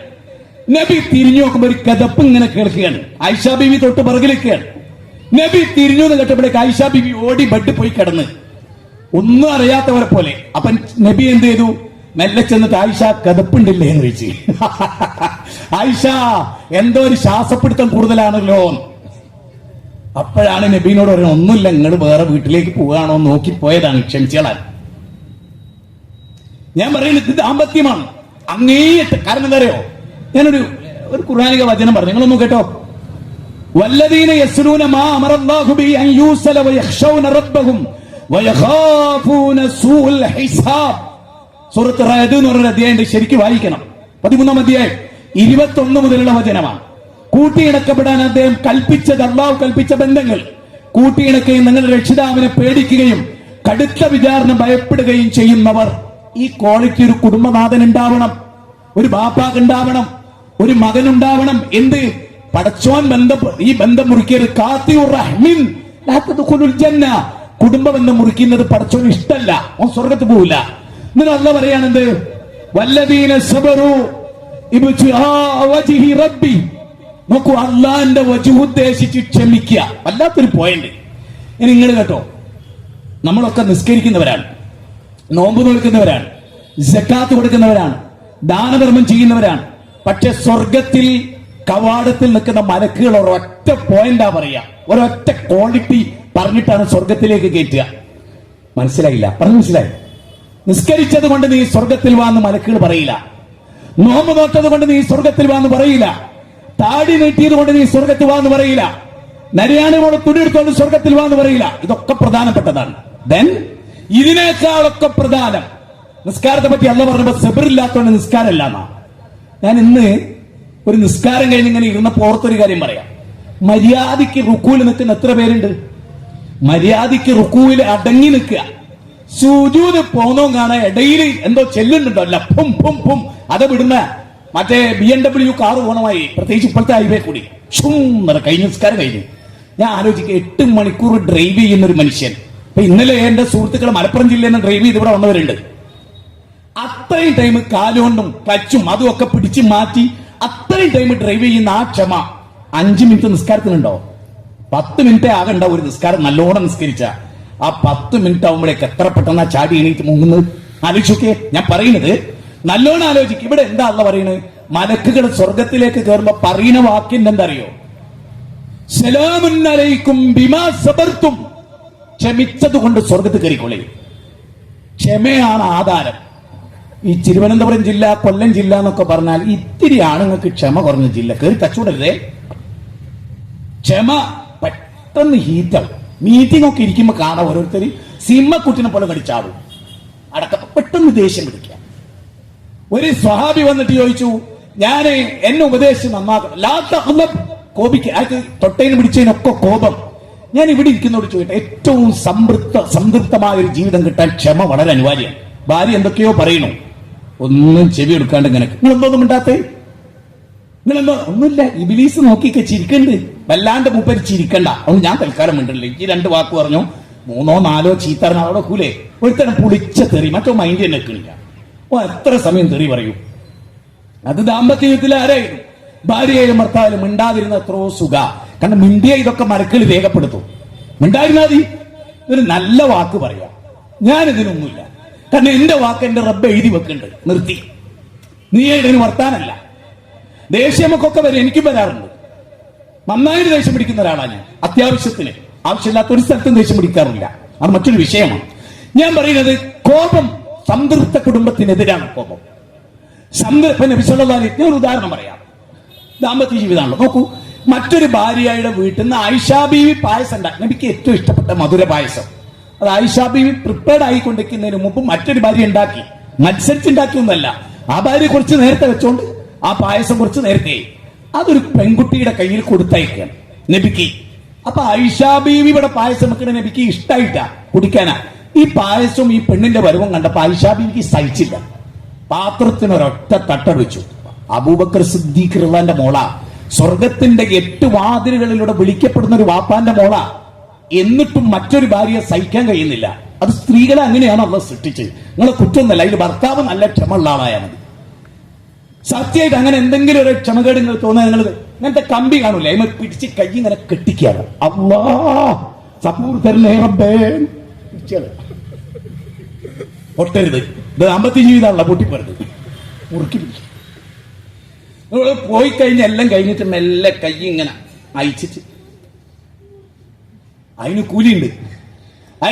ആ ബ്രേക്ക് പിടുത്തത്തിന് കൂലിയുണ്ട്. റസൂൽ അതിന് ദേഷ്യം പിടിച്ച് എണീറ്റ് അങ്ങ് പോകാന്, അല്ലെങ്കിൽ പെട്ടെന്ന് പോയി ഒന്നെടുത്ത് 2 റക്അത്ത് നിസ്കരിക്കുക. ആ തങ്ങൾപ്പൊരു നിസ്കാരം ഒന്നുമില്ല, അന്നെ ചൊല്ലി നിസ്കരിക്കേണ്ടി വന്നതാ. അടിണ്ടായിരുന്നു വിചാരിച്ചിട്ടാണ്. ഇനിങ്ങനെ ഞാൻ പറയണമെന്ന് ശ്രദ്ധിച്ചേ.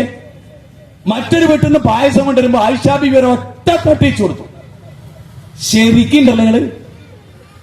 നബി എഴുന്നേറ്റ് ഒറ്റ അടിയോട് കൊണ്ടു ആയിഷാ ബീവിനെ. നബി മോളോട് പറഞ്ഞു, സാരല്ല കേട്ടോ, എന്തോ ഉമ്മാക്കപ്പ തോന്നിയൊരു ദേഷ്യ. വേറൊരു പാത്രത്തിലേക്ക് നബി ഇങ്ങനെ പായസം നിലത്ത് കാൽമുട്ട് കുത്തി ഇരുന്നിട്ട് അതിങ്ങനെ വാരിയെടുത്ത്, ആയിഷാ ബീവി നോക്കിക്കാണ്, അതിങ്ങനെ വാരിയെടുത്തിട്ട് അതിൽ വെച്ചു കൊടുത്തിട്ട് മോളോട് പറഞ്ഞു, മോളെ ഇതൊന്നും അവിടെ പോയി പറയണ്ട കേട്ടോ. നോക്കണേ, ആ റസൂൽ നോക്കിയുള്ളത് ഒന്നും അവിടെ പോയി പറയണ്ട കേട്ടോ, സാരല്ലേ, ഉമ്മാക്ക് എന്തോ തെറ്റിദ്ധാരണ. ഈ വാചകം പറഞ്ഞ റസൂലുള്ളാഹി സ്വല്ലല്ലാഹു അലൈഹി വസല്ലം അദ്ദേഹത്തിന്റെ കട്ടിലിൽ പോയിട്ട് അവിടെ ഇരുന്നു. ആയിഷാ ബീവിക്ക് സഹിച്ചില്ല. ഓടിച്ചെന്ന് നബിയുടെ താഴെ അങ്ങ് ഇരുന്നു, നിലത്തങ്ങ് ഇരുന്നു. ഇരുന്നിട്ട് നബി സല്ലല്ലാഹു അലൈഹി വസല്ലം 2 കാൽമുട്ടിലേക്ക് കൈ ഇങ്ങനെ വെച്ചിട്ട് പറഞ്ഞു, മാപ്പാക്കണം, തെറ്റുപറ്റിപ്പോയ ഞാൻ ഒരു പെണ്ണല്ലേ നബിയെ, മാപ്പാക്കണം. അപ്പൊ ആയിഷാ ബീവിയുടെ തലമുടിയിലൂടെ റസൂലുള്ളാഹി കൈ ഇങ്ങനെ ആക്കിയിട്ട്, നമ്മളങ്ങനെ ഇടല്ലോ, ആയിഷാ ബീവിയുടെ തലമുടിയിൽ ഇങ്ങനെ കൈ കൊണ്ട് തടവിയിട്ട് പറഞ്ഞു, സാരല്ലേ ആയിഷ, ഒന്നും ഞാനങ്ങനെ മനസ്സിൽ കൊടുത്തിട്ടില്ല, നീ ഒരു പെണ്ണാണെന്ന് എനിക്കറിയാം, അതുകൊണ്ട് എനിക്കിതൊരു പ്രശ്നമല്ല ആയിഷ. പക്ഷെ ഉടഞ്ഞ പാത്രം മറ്റൊരു ഭാര്യ ഉണ്ടാ, ഓള് മാപ്പാക്കുമെന്ന് അറിഞ്ഞില്ല. എന്തോ ഒരു രസാണല്ലേ. നമ്മളാണെങ്കിലോ ഓളെ മുഖമൊക്കെ എത്ര വീങ്ങിയിട്ടുണ്ടാവും. അപ്പം ബാപ്പ വരും, അടിച്ച് പല്ലു വെച്ചല്ല, ഒറ്റടിക്ക് കാര്യം തീർന്ന തലാ കടക്കായി. അള്ളാഹുവിന്റെ റസൂലാണോ നമ്മുടെ മാതൃക എങ്കിൽ ഈ ആയിഷാ ബീവിക്ക് ഉണ്ടായ ഒരു അനുഭവം ഉണ്ടാവുമ്പോ കരിങ്കല്ലിട്ടങ്ങ് പിടിച്ചാൽ ഞാൻ മതി. ഞാനൊക്കെ കാറിൽ പിടിച്ചു നിൽക്കല, സ്റ്റെയറിംഗിൽ 2 കെട്ടിയിട്ടുണ്ട്. ഏയ് മനസ്സിലായി നിങ്ങൾക്ക്? പിടിച്ചാല കരിങ്കല്ലിൽ അന്നതിന് മുറിക്കാൻ പിടിച്ചാല. ഒരു 5 മിനിറ്റ് കൊണ്ട് എല്ലാം കൂളായി. എന്നിട്ട് ചിരിച്ചിട്ട് ചക്രവർത്തിയ ചോറും കെടുക്കുക, അവിടെ ഇരിക്കുക. അപ്പോൾ അല്ല, ഇത് മനുഷ്യൻ തന്നെ അല്ലേ, ഇത് മലക്ക, അങ്ങനെ തോന്നിയാണ്ടല്ലോ ഓരോ ചൂടും ചുക്രാന്തിയും ഒക്കെ മാറും. നേരെ മറിച്ച് ഇങ്ങോട്ട് ചാടി, അപ്പൊ അതിനേക്കാൾ ഡബിൾ അങ്ങോട്ട്. ഓള് കഴുത്ത് വരെ ചാടിക്കളയും, മറ്റോൾ തലയെ ചാടി അമർത്തിക്കല്ലേ 2 ആളും. ഇതല്ല, മിണ്ടാതെ ഉടക്കുക, പ്രശ്നം തീർക്കും. ആരോടും അങ്ങനെ ഹസന വല ചെയ്യാൻ. അപ്പൊ ഇത് വളരെ പ്രാധാന്യം അറിയിക്കുന്ന ഒരു മേഖലയാണ്. ഇനി മക്കളുടെ കാര്യമോ, യുവാക്കൾ യുവതികൾ എന്ന് പറഞ്ഞാൽ ആരാ? ഞാനിങ്ങനെ കഴിഞ്ഞ ദിവസം ആലോചിച്ചു, മഹാ കുരുത്തകെട്ടൊരു കുട്ടിയെ കൊണ്ട് തന്നെ ഏൽപ്പിച്ചു. അപ്പൊ ആ കുട്ടിയുടെ ചെറുപ്പകാലം ശരിക്കും അറിയുന്ന ഒരാളാണ്. ഞാൻ എടുത്തിട്ടുണ്ട് ആ കുട്ടിയെ, കൊണ്ടുവരുന്നിട്ടുണ്ട് ഒരുപാട്. നിങ്ങളുടെ നാട്ടിലെ ഏറ്റവും വലിയ കച്ചറയാ. എങ്ങനെ മാറി? അങ്ങനെ ഈ വീട്ടിൽ എന്ത് സംഭവിക്കുന്നു? ഉമ്മ കറക്റ്റ് നിസ്കരിക്കുന്ന ഒരാളാണോ? ബാപ്പ കറക്റ്റ് നിസ്കരിക്കുന്ന ഒരാളാണോ? വീട്ടിൽ ഇസ്ലാം, നിങ്ങൾ നോക്കൊരു മുസ്ലിമിന്റെ വീട് എന്താകണം? അപ്പൊ പറഞ്ഞു എസ്എല്ലോക്കലും പരിസരത്ത് യുവാക്കൾ എവിടെയും, ലോകത്തെവിടെയും, എസ്എല്ലോക്കലോ തിരുവനന്തപുരത്ത് മാത്രമല്ല, ബാലുശ്ശേരിയിലും എല്ലാ സ്ഥലത്തും കള്ളും കഞ്ചാവും ബ്രൗൺ ഷുഗറും പെത്തടിയും സിന്തറ്റിക് ലഹരികളും എല്ലാ വൃത്തികേടുകളും, ഫോണും ഫോൺ സൈറ്റും തുടങ്ങി എന്തും എല്ലാ നാട്ടിലുണ്ട്. എങ്ങനെ ഉണ്ടായി? വീട്ടിന്റെ അന്തരീക്ഷം എന്താ? വദുക്കുർന മാ യുത്ലാ ഫീ ബുയൂതികുന്ന മിൻ ആയാത്തില്ലാഹി വൽ ഹിക്മ. നിങ്ങളുടെ വീട്ടിൽ വെച്ച് പാരായണം ചെയ്യപ്പെടുന്ന ഖുർആനും സുന്നത്തും നിങ്ങൾ ഓർക്കണം. എന്താ പറഞ്ഞു? മുസ്ലിമിന്റെ വീട്ടിൽ നിരന്തരമായി കേൾക്കേണ്ടത് ഖുർആനും സുന്നത്തുക. 33-ാം അധ്യായം സൂറത്ത് അഹ്സാബ് 34-ാമത്തെ വചനം. ഇതുണ്ടായിട്ടുണ്ടോ? ഞാൻ എന്റെ ഭാര്യയോട് പറയുന്ന ഒരു പോയിന്റ് നിങ്ങളോടും പറയാം. എടി, നീ BEd കഴിഞ്ഞു, MR BEd കഴിഞ്ഞു, നീ ഒരു ജോലി കയറി ദൂരെ പോയി എന്ന് വിചാരിക്കുക. ഞാൻ നിന്നെ പറഞ്ഞേച്ചു എന്നും വിചാരിക്കുക. ഏതായാലും പഠിച്ചല്ലോ. എന്നാല് ഇപ്പൊ നിന്റെ മക്കളെ നോക്കാൻ നിനക്ക് സമയമില്ലാന്ന് വിചാരിക്കുക. ദൂരെ നീ ടീച്ചറായി ചെന്നു, അവിടെ താമസം ആരംഭിച്ചു, മക്കള് വേറൊരു സ്ഥലത്ത്, നീ വേറെ കുട്ടികളെ സ്കൂൾ പഠിപ്പിക്കുക, മറ്റുള്ളവരുടെ കുട്ടികളെ പഠിപ്പിച്ച് നീ നന്നാക്കുക. നിനക്ക് നിന്റെ മക്കളോടുള്ള കൂറും സ്നേഹവും അന്യർക്ക് ഉണ്ടാവില്ല. അപ്പൊ നീ പഠിച്ചതൊക്കെ വീട്ടിൽ വെച്ച് പഠിപ്പിച്ചാൽ എന്താ? മക്കൾ നന്നായി പഠിക്കൂലേ? മാഷാ അല്ലാഹ്, ഞാനത് സന്തോഷിക്കുന്ന ആളാ. എന്റെ വീടറിയാവുന്ന പലരും ഇവിടെ ഉണ്ട്, എന്റെ വീട്ടുകാരെ അറിയാവുന്ന പലരും ഇവിടെയുണ്ട്, ഞങ്ങളുമായി നല്ല സൗഹൃദം പുലർത്തുന്ന ഇവിടെയുണ്ട്. എന്റെ മക്കളൊക്കെ പഠിപ്പിച്ച എന്റെ ഭാര്യയാണ്. ഞാൻ ദീന് പഠിപ്പിക്കും, അവള് ദുനിയാവിലെ വിദ്യാഭ്യാസം പഠിപ്പിക്കും. ഒരു കുഴപ്പമൊന്നും വരെ ഉണ്ടായിട്ടില്ല. സ്റ്റാൻഡേർഡിന് ഉണ്ടായിട്ടില്ല, മത്സരത്തിന് ഉണ്ടായിട്ടില്ല, ഒന്നും ഉണ്ടായിട്ടില്ല. എല്ലാം പഠിപ്പിക്കുക. നമ്മുടെ ഭാര്യ നല്ലൊരു ടീച്ചറായാൽ, വീട്ടിലെ ടീച്ചറായാൽ മതി. ഇന്ന് വീട്ടിൽ ഭാര്യയല്ല, ഭർത്താവില്ല, അച്ഛനില്ല, അമ്മയില്ല. അതുകൊണ്ട് തന്നെ കുട്ടികൾക്ക് വീട് തന്നെ എല്ലാ വൃത്തികളിലും സൗകര്യമാണ്. 4 മണിക്ക് സ്കൂൾ വിട്ടു വന്നാൽ 7 മണിക്കാണ് അമ്മ വരുന്നത്, 7 മണിക്കാണ് ഉമ്മ വരുന്നത്, അച്ഛൻ 9 മണിക്കാണ്, ഉപ്പ 9 മണിക്കാണ്. അതിനിടയിലെ ഈ 3 മണിക്കൂറിനെ കൂട്ടുകാരനെ വരുത്തുന്നതിന്, കഞ്ചാവ് ഉപയോഗിക്കുന്നതിന്, കാമുകിയെ വരുത്തുന്നതിന്, ലൈംഗിക ബന്ധത്തിൽ ഏർപ്പെടുന്നതിന്, വൃത്തികേട് ചെയ്യുന്നതിന് ഒക്കെ ഉമ്മയും ബാപ്പയും വീട്ടിലുണ്ടായിട്ട് വരെ പോലീസുകാർ പിടിച്ചൊരു പയ്യൻ മട്ടാഞ്ചേരിയില് എന്താ, കാമുകി മെസ്സേജ് ഇടുകയാണ്, ബാപ്പയും ഉമ്മയും ഉറങ്ങി അടുക്കള വാതിൽ തുറന്നു വെച്ചിട്ടുണ്ട്, നീ വന്നോ. ആ മെസ്സേജ് പോലീസുകാർ പിടിച്ചു. ഇതാണ് നമ്മുടെ ലോകം. വീട്ടിലേക്ക് വന്ന ഒരു മകനെ കൊന്നില്ലേ നമ്മുടെ നാട്ടിൽ? തിരുവനന്തപുരത്തല്ലായിരുന്നു അത്? മകളുടെ കാമുകനെ അച്ഛൻ കൊന്നില്ലേ? ഇവിടെയായിരുന്നില്ലേ? തിരുവനന്തപുരത്ത് ഇപ്പൊ പലരും നടന്നില്ലേ? കൊല്ലത്ത് നടന്നില്ലേ? നീചമായ കൊലപാതകങ്ങൾ.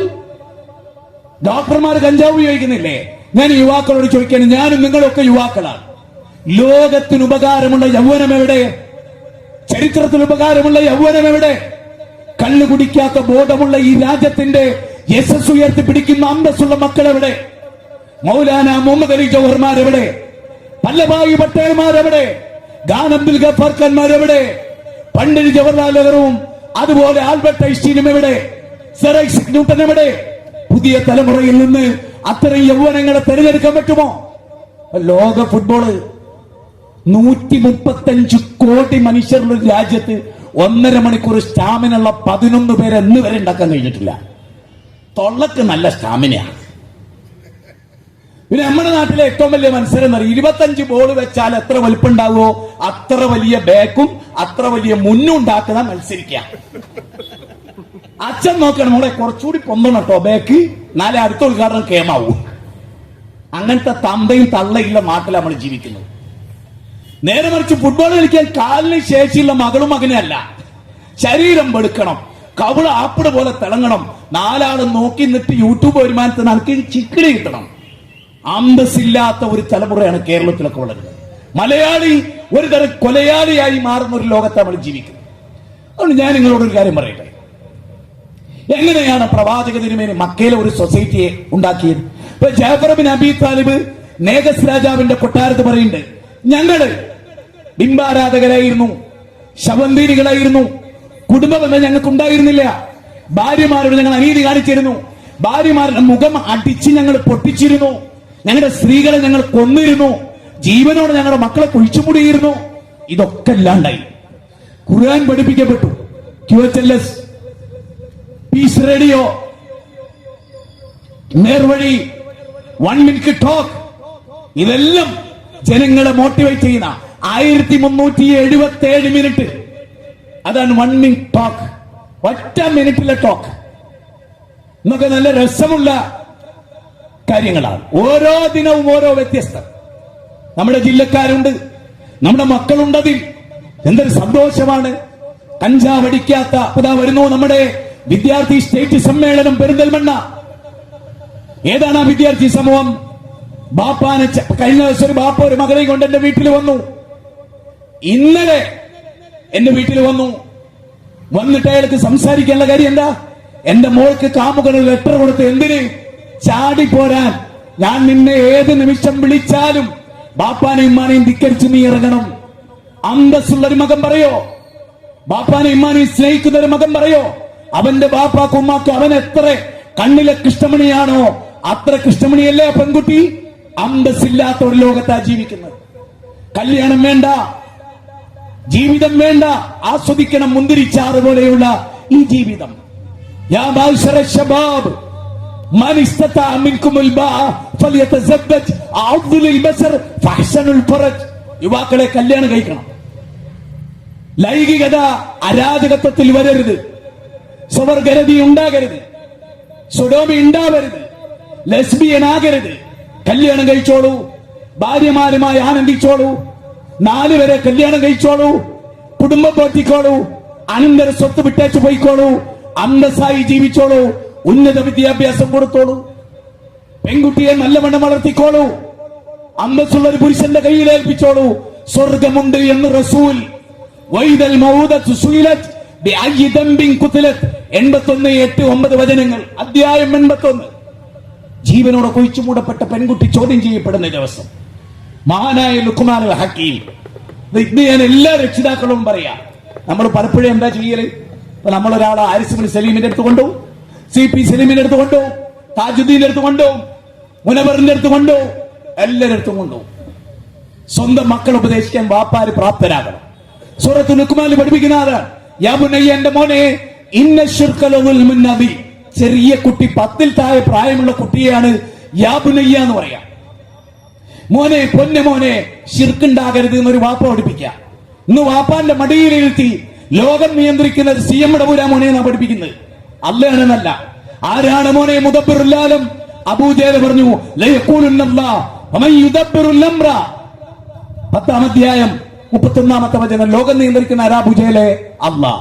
കാന്തപുരത്തോട് ചോദിക്കാരാ പറയുന്നത്? CM ഇടപൂർ. വ്യത്യാസമുണ്ട്. ചെറിയ കുട്ടികളെ, മദ്രസ കുട്ടികളെ ഇരുത്തിയിട്ട് ഞങ്ങളെ കാക്കണം മടവൂരേ എന്ന് പാടുക. ഉങ്ങളെ തുണയല്ലാത്തൊരു തുണയും ഞങ്ങളിലില്ല ശൈഖോരേ. നിങ്ങളല്ലാത്തൊരു തുണയില്ല. നബിമാര് പറയുന്ന അല്ലാ, നീ അല്ലാതൊരു തുണയില്ല. നീ സഹായിക്കണേ അല്ലാ, നിന്റെ സഹായമല്ലാതെ ഇല്ല. മത്താ നസ്റുല്ലാഹ്. അല്ലാഹ് സഹായിച്ച ബക്കറ 214. വലഖദ് നസ്റക്കുമുല്ലാഹു ബിബദറിൻ. അല്ലാഹ് നിങ്ങളെ ബദറിൽ സഹായിച്ചിട്ടുണ്ട്. മലക്കുകളെന്ന് പോലും പറഞ്ഞില്ല. ആ വിശ്വാസമാണ് ഈമാൻ. ആ ഈമാനാണ് അല്ലാഹ് നമ്മളിൽ ആവശ്യപ്പെട്ടത്. മോനെ, യാ ബുനയ്യ, എന്റെ പൊന്നു മോനെ, അഖിമിസ്സലാ, നിസ്കരിക്കണേ മോനെ. 7 വയസ്സായ കുട്ടിന്റെ കൈ പിടിക്കണം. 10 വയസ്സായിട്ട് നിസ്കരിക്കുന്നവർ തല്ലണം. നിസ്കാരം തിന്മയിൽ മക്കളെ തടുക്കും. 5 നേരം കൃത്യമായും നിസ്കരിക്കുന്ന മകൻ അവർ നന്നാകും. 19-55 ഇസ്മായിൽ അലൈഹിസ്സലാം കുടുംബത്തോട്, ഇബ്രാഹിം അലൈഹിസ്സലാം കുടുംബത്തോട്, മോനെ നിസ്കാരം നിരത്തണേ മോനെ. അയ്യൂബ് നബി അലൈഹിസ്സലാത്തു വസ്സലാം പടച്ചവനോട് രോഗമെന്ന് ദുആ ചെയ്തു. രോഗമെന്ന് ദുആ ചെയ്യേണ്ടത് റബ്ബിനോടാണ്. പഠിപ്പിച്ചു കൊടുത്തു. അടുത്തത് അം കുന്തും ശുഹദാ ഇദ ഹദറ യാഖൂബൽ മൗത്ത്. സൂറത്ത് ബഖറ 133. മക്കളെ മുഴുവനും ബാപ്പ വിളിച്ചു, ഒരു നബി വിളിച്ചു. ഞാൻ മരിച്ച മക്കളെ അല്ലല്ലാത്തവരെ നിങ്ങൾ ദുആ ചെയ്യോ, അല്ലല്ലാത്തവർക്ക് നിങ്ങൾ നേർച്ച നേരോ, അല്ലല്ലാത്തവർക്ക് നിങ്ങൾ ഇബാദത്ത് ചെയ്യോ? മക്കളോട് ചോദിക്കേണ്ട ദീനീ ചോദ്യം. അടുത്തത് വജ്നബിനി വബനിയ അൻ അബ്ദുൽ അസ്നാം 14:35 സൂറത്ത് ഇബ്രാഹിം. റബ്ബേ, എന്നെയും എന്റെ മക്കളെയും ബിംബാരാധകരുടെ കൂട്ടത്തിൽ പെടുത്തല്ലേ റബ്ബേ, സിട്ടി പൂജയിൽ പെടുത്തല്ലേ റബ്ബേ. പ്രാർത്ഥിക്കുകയായിരുന്നു, പ്രവർത്തിക്കുകയായിരുന്നു.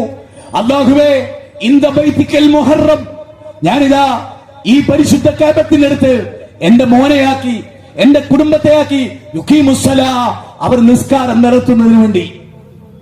പള്ളിയിൽ നമ്മുടെ മക്കൾ പോകുന്നില്ല, പീഡികത്തിണ്ണയിൽ ഇരിക്കുകയാണ്, ടെക്സ്റ്റൈൽസിന് മുമ്പിൽ ഇരിക്കുകയാണ്, കള്ളിഷാപ്പിന്റെ മുമ്പിൽ ഇരിക്കുകയാണ്, ലോകകപ്പ് കാണുകയാണ്, ബാങ്ക് പള്ളി മിനാരങ്ങൾ മുഴങ്ങുന്നുണ്ട്, നിസ്കരിക്കുന്നില്ല. പിന്നെ ഇങ്ങനെ നന്നാകും? ആരവരെ നന്നാക്കും? മക്കളെ വിളിച്ചിട്ട് പറയണം, യാ ബുനയ്യ, എന്റെ മോനെ, നരകം ഭയാനകരമാണ് മോനെ, നരകത്തിലേക്ക് വിളിക്കുന്നവരുണ്ടാകും. അല്ല പറഞ്ഞു, വജഅൽനാഹും അയിമ്മത്തൻ യദ്ഊന ഇലന്നാർ, 28-ാം അധ്യായം 41-ാമത്തെ വചനം. നരകത്തിലേക്ക് നിങ്ങൾ വിളിക്കുന്നവരുണ്ട്, നേതാക്കന്മാരുണ്ട്, ശിർക്കിലേക്കും കുഫ്റിലേക്കും ബിദ്അത്തിലേക്കും നിങ്ങളെ വിളിക്കുന്നവരുണ്ട്. നേരെ മറിച്ച് വയാ ഖൗമി മാ ലി യദ്ഊകും ഇലൻ നജാത്ത് വതദഊനനി ഇലൻ നാർ, 40-ാം അധ്യായം 41-ാമത്തെ വചനം. ഞാൻ നിങ്ങളെ സ്വർഗത്തിലേക്ക് ക്ഷണിക്കുന്നു. വല്ലാഹു യദ്ഊ ഇലാ ദാരിസ്സലാം, അല്ലാഹു നിങ്ങളെ സമാധാനത്തിന്റെ ഭവനത്തിലേക്ക് ക്ഷണിക്കുന്നു. സമാധാനം, ശാന്തി. അല്ലാഹുമ്മ അൻതസ്സലാം വമിൻകസ്സലാം, രക്ഷയും ശാന്തിയും റബ്ബാണ്.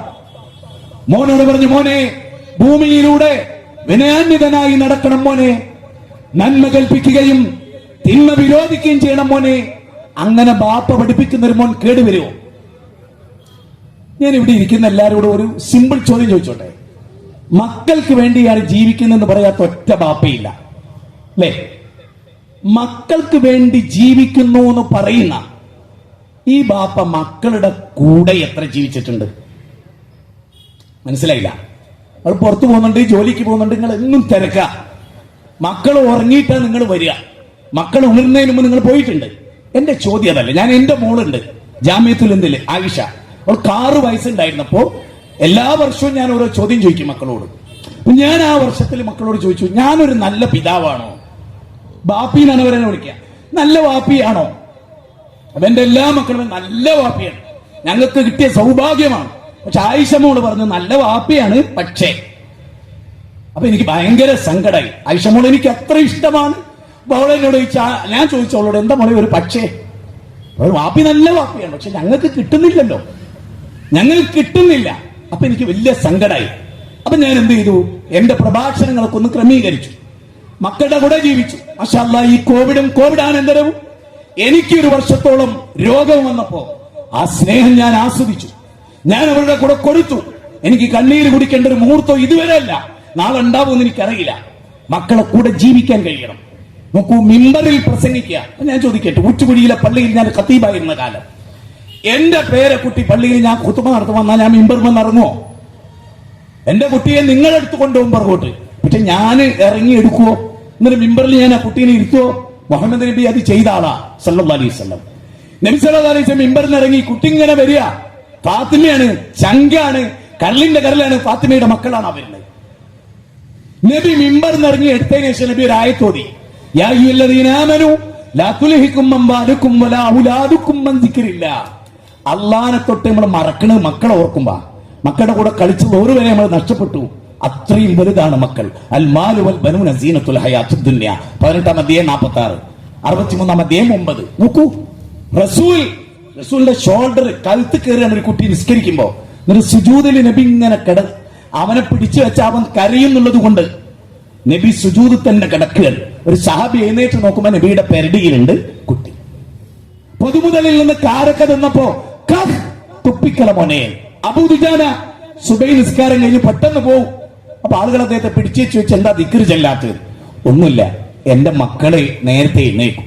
എന്റെ അയൽവാസിയുടെ പറമ്പിൽ ഒരു ഈത്തപ്പനയുണ്ട്, അത് നിറയെ ഈത്തപ്പഴാണ്, അത് വീഴ എന്റെ മുറ്റത്താണ്. എന്റെ മക്കൾ അതിൽ നിന്ന് എടുത്തു തിന്നും. അന്യന്റെ സ്വത്ത് തിന്നുന്നത് എനിക്ക് സഹിക്കില്ല, അത് ഹറാമാണ്. നോക്കൂ, മക്കളെ പഠിപ്പിക്കുന്ന അങ്ങനെയാ. ഉമർ ബിൻ അബ്ദുൽ അസീസിന്റെ മകന്റെ കയ്യിൽ ഒരു ആപ്പിട് കണ്ടു. അദ്ദേഹം വിചാരിച്ചു ആപ്പിള് കൂട്ടിയിട്ട പൊതുമുതൽ സക്കാത്തിന്റെ അതിൽ നിന്നുള്ള ആപ്പിളാണ് ആ കയ്യിൽ നിന്ന് പിടിച്ചെടുത്തു. കുട്ടി വാവിട്ട് കരഞ്ഞു. കരഞ്ഞ് അദ്ദേഹത്തിന്റെ ജോലിക്ക് പോയി. അപ്പോ ഉമർ ബിൻ അബ്ദുൽ അസീസിന്റെ ഭാര്യ വേറൊരു ആപ്പിൾ വാങ്ങി കുട്ടിക്ക് കൊടുത്തു. ഡ്യൂട്ടി കഴിഞ്ഞ് അബ്ദുൽ അസീസ് വരുമ്പോൾ വീണ്ടും ഈ കുട്ടിയുടെ കയ്യിൽ ഒരു ആപ്പിൾ കണ്ടപ്പോ അദ്ദേഹം കോപാകുലനായി എടുത്തപ്പോ ഭാര്യ പറഞ്ഞു, അരുത്, നേരത്തെ ആപ്പിളല്ല ഇത്, ഞാൻ കുട്ടി കരഞ്ഞത് കൊണ്ട് കരച്ചിൽ മാറ്റാൻ മാർക്കറ്റിൽ നിന്ന് വാങ്ങിക്കൊടുത്താൽ. അപ്പൊ ഉമർ ബിൻ അബ്ദുൽ അസീസ് പറയുന്ന ഒരു വാക്കുണ്ട്, ഇവിടെ ഇരിക്കുന്ന രക്ഷിതാക്കളോടെ ഞാൻ പറയും, ഇപ്പൊ ഞാൻ നിങ്ങളെ മാത്രമാണ് കാണുന്നത്, നിങ്ങൾ എന്നെ ക്ഷണിച്ചിട്ടേ ഞാൻ വന്നത്. അപ്പൊ എനിക്ക് കൂടുതൽ ബാധ്യത നിങ്ങളോടാണ്, ലോകം കേൾക്കുന്നവരോട് എനിക്ക് അത്രയില്ല. അതുകൊണ്ട് തന്നെ ഞാൻ പറയാം, ഉമർ ബിൻ അബ്ദുൽ അസീസ് പറഞ്ഞെന്താ അറിയോ ഭാര്യയോട്, എടി അവന്റെ കയ്യിൽ നിന്ന് ആ ആപ്പിള് കാലത്ത് പിടിച്ചു പറിക്കുമ്പോ എന്റെ കരള് പറിക്കുന്ന വേദന എനിക്കുണ്ട്. പക്ഷെ എന്റെ കൊച്ചുകുട്ടിയെ ഹറാമാണെന്ന് ഞാൻ എപ്പോഴേ പഠിപ്പിച്ചിട്ടില്ലെങ്കിൽ അവൻ കേടുവന്നു. ഇതാണ് ജാഗ്രത. സമൃദ്ധ കുടുംബം, എന്റെ മക്കൾ ഹറാമ് പോവില്ല, എന്റെ കുട്ടി പലിശയായിട്ട് ബന്ധപ്പെടില്ല. ഇപ്പൊ നബി സല്ലല്ലാഹു അലൈഹി വസല്ലമയുടെ സ്വഹാബത്ത് വീട് വിട്ടിറങ്ങുമ്പോ ഭാര്യമാര് പറയാൻ, ഇയ്യാക വഖസബൽ ഹറാം, ഹറാം നിങ്ങൾ ഇങ്ങോട്ട് കൊണ്ടുവരരുത്. ജീവനോട് ഇരിക്കുന്ന എത്ര ഭർത്താക്കൾ നമ്മുടെ വീട്ടിലേക്ക് ഫ്രൂട്ടും ഭക്ഷണ പദാർത്ഥവും എല്ലാം കൊണ്ടുപോകും.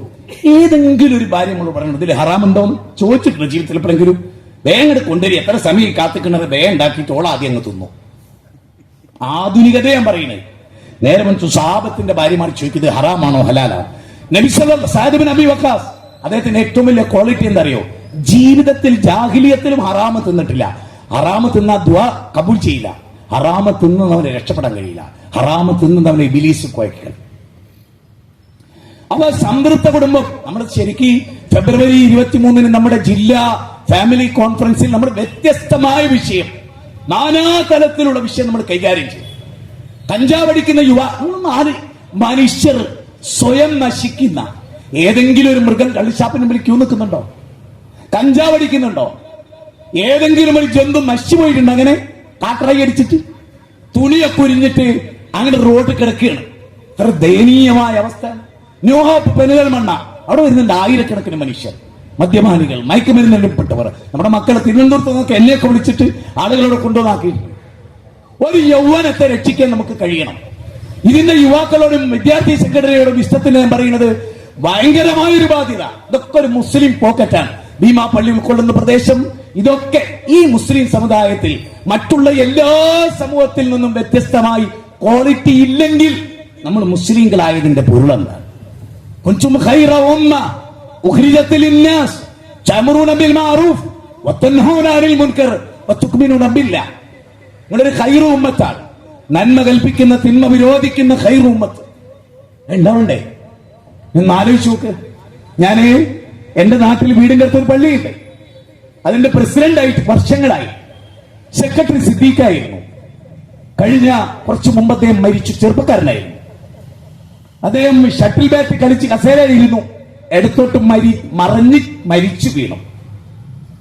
എന്റെ പ്രിയ സുഹൃത്ത് ബഷീർ കഴിഞ്ഞ ദിവസം ചെറുപ്പക്കാരനെ മരിച്ചു.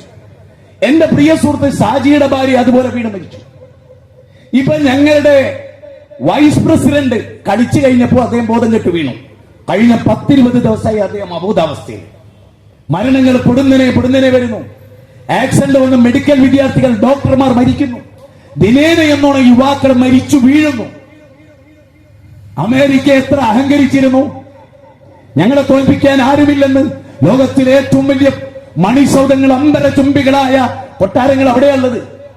നിമിഷം നേരം കൊണ്ട് കത്തിച്ചാമ്പലാകുന്നു. 2004 ആർത്തുരമ്പുന്ന തിരമാലകൾ. അങ്ങ് അവിടെ ലത്തൂരിൽ, അതുപോലെ പല സ്ഥലങ്ങളിലും, സുമാത്രയിൽ സുനാമി ഉണ്ടായപ്പോ അവിടുത്തെ പ്രധാനമന്ത്രി പറഞ്ഞു 10 നില കെട്ടിടത്തിന്റെ ഉയരത്തിലാണ് ശാന്തമായ തിരമാല അടിച്ചു കയറി. മൂസാ നബിയുടെ കാലഘട്ടത്തിൽ പർവ്വത സമാനമായ തിരമാല എന്നല്ല ഖുർആൻ ഉപയോഗിച്ച, അത് മനുഷ്യർ കണ്ണോടുകൂടി കണ്ടു. അള്ളാഹുവിനെ തടുക്കാൻ കഴിയില്ല. ഞാൻ നിങ്ങളൊരു കാര്യം പറയട്ടെ, മനുഷ്യന്റെ ബുദ്ധിക്ക് ഇപ്പൊ നമ്മൾ പറയും വിറക് നന്നായി കത്ത കുറച്ച് മണ്ണെണ്ണ വെച്ചാൽ മതി. തീ ആളിപ്പടരാൻ കാറ്റ് ആവശ്യമുണ്ടെന്ന് പ്രകൃതിക്ക് എങ്ങനെ മനസ്സിലായത്? അമേരിക്കയിൽ കാറ്റ് ചെയ്യുന്നത് എന്താ? കാറ്റിനുള്ള പറയാണ്, ഒരു ജനതയെ നശിപ്പിക്കാൻ അഗ്നിയുടെ വ്യാപനത്തിന് വേണ്ടി ഞാൻ കാറ്റയക്കുന്നു. കാർമേഘത്തെ തണുപ്പിക്കാനും ഞാൻ കാറ്റയക്കും. അഗ്നി ആളിക്കത്തിക്കാനും കാറ്റയക്കും. ഈ കാറ്റ് വന്നിട്ട് അഗ്നിയെ ചുഴറ്റിയെടുത്ത് കത്തിച്ച് വലിയ കെട്ടിടത്തിന് മുകളിലേക്ക് തീയെത്തിക്കുന്ന എങ്ങനെ അറിയോ? ഈ കാറ്റ് ഭൂമിയിൽ കൊണ്ട് ചുഴലിക്കാറ്റായി രൂപപ്പെട്ട് ഈ തീ കൊണ്ടുപോയിട്ട് അവിടെ കൊളുത്തുക ചെയ്യുന്നത്.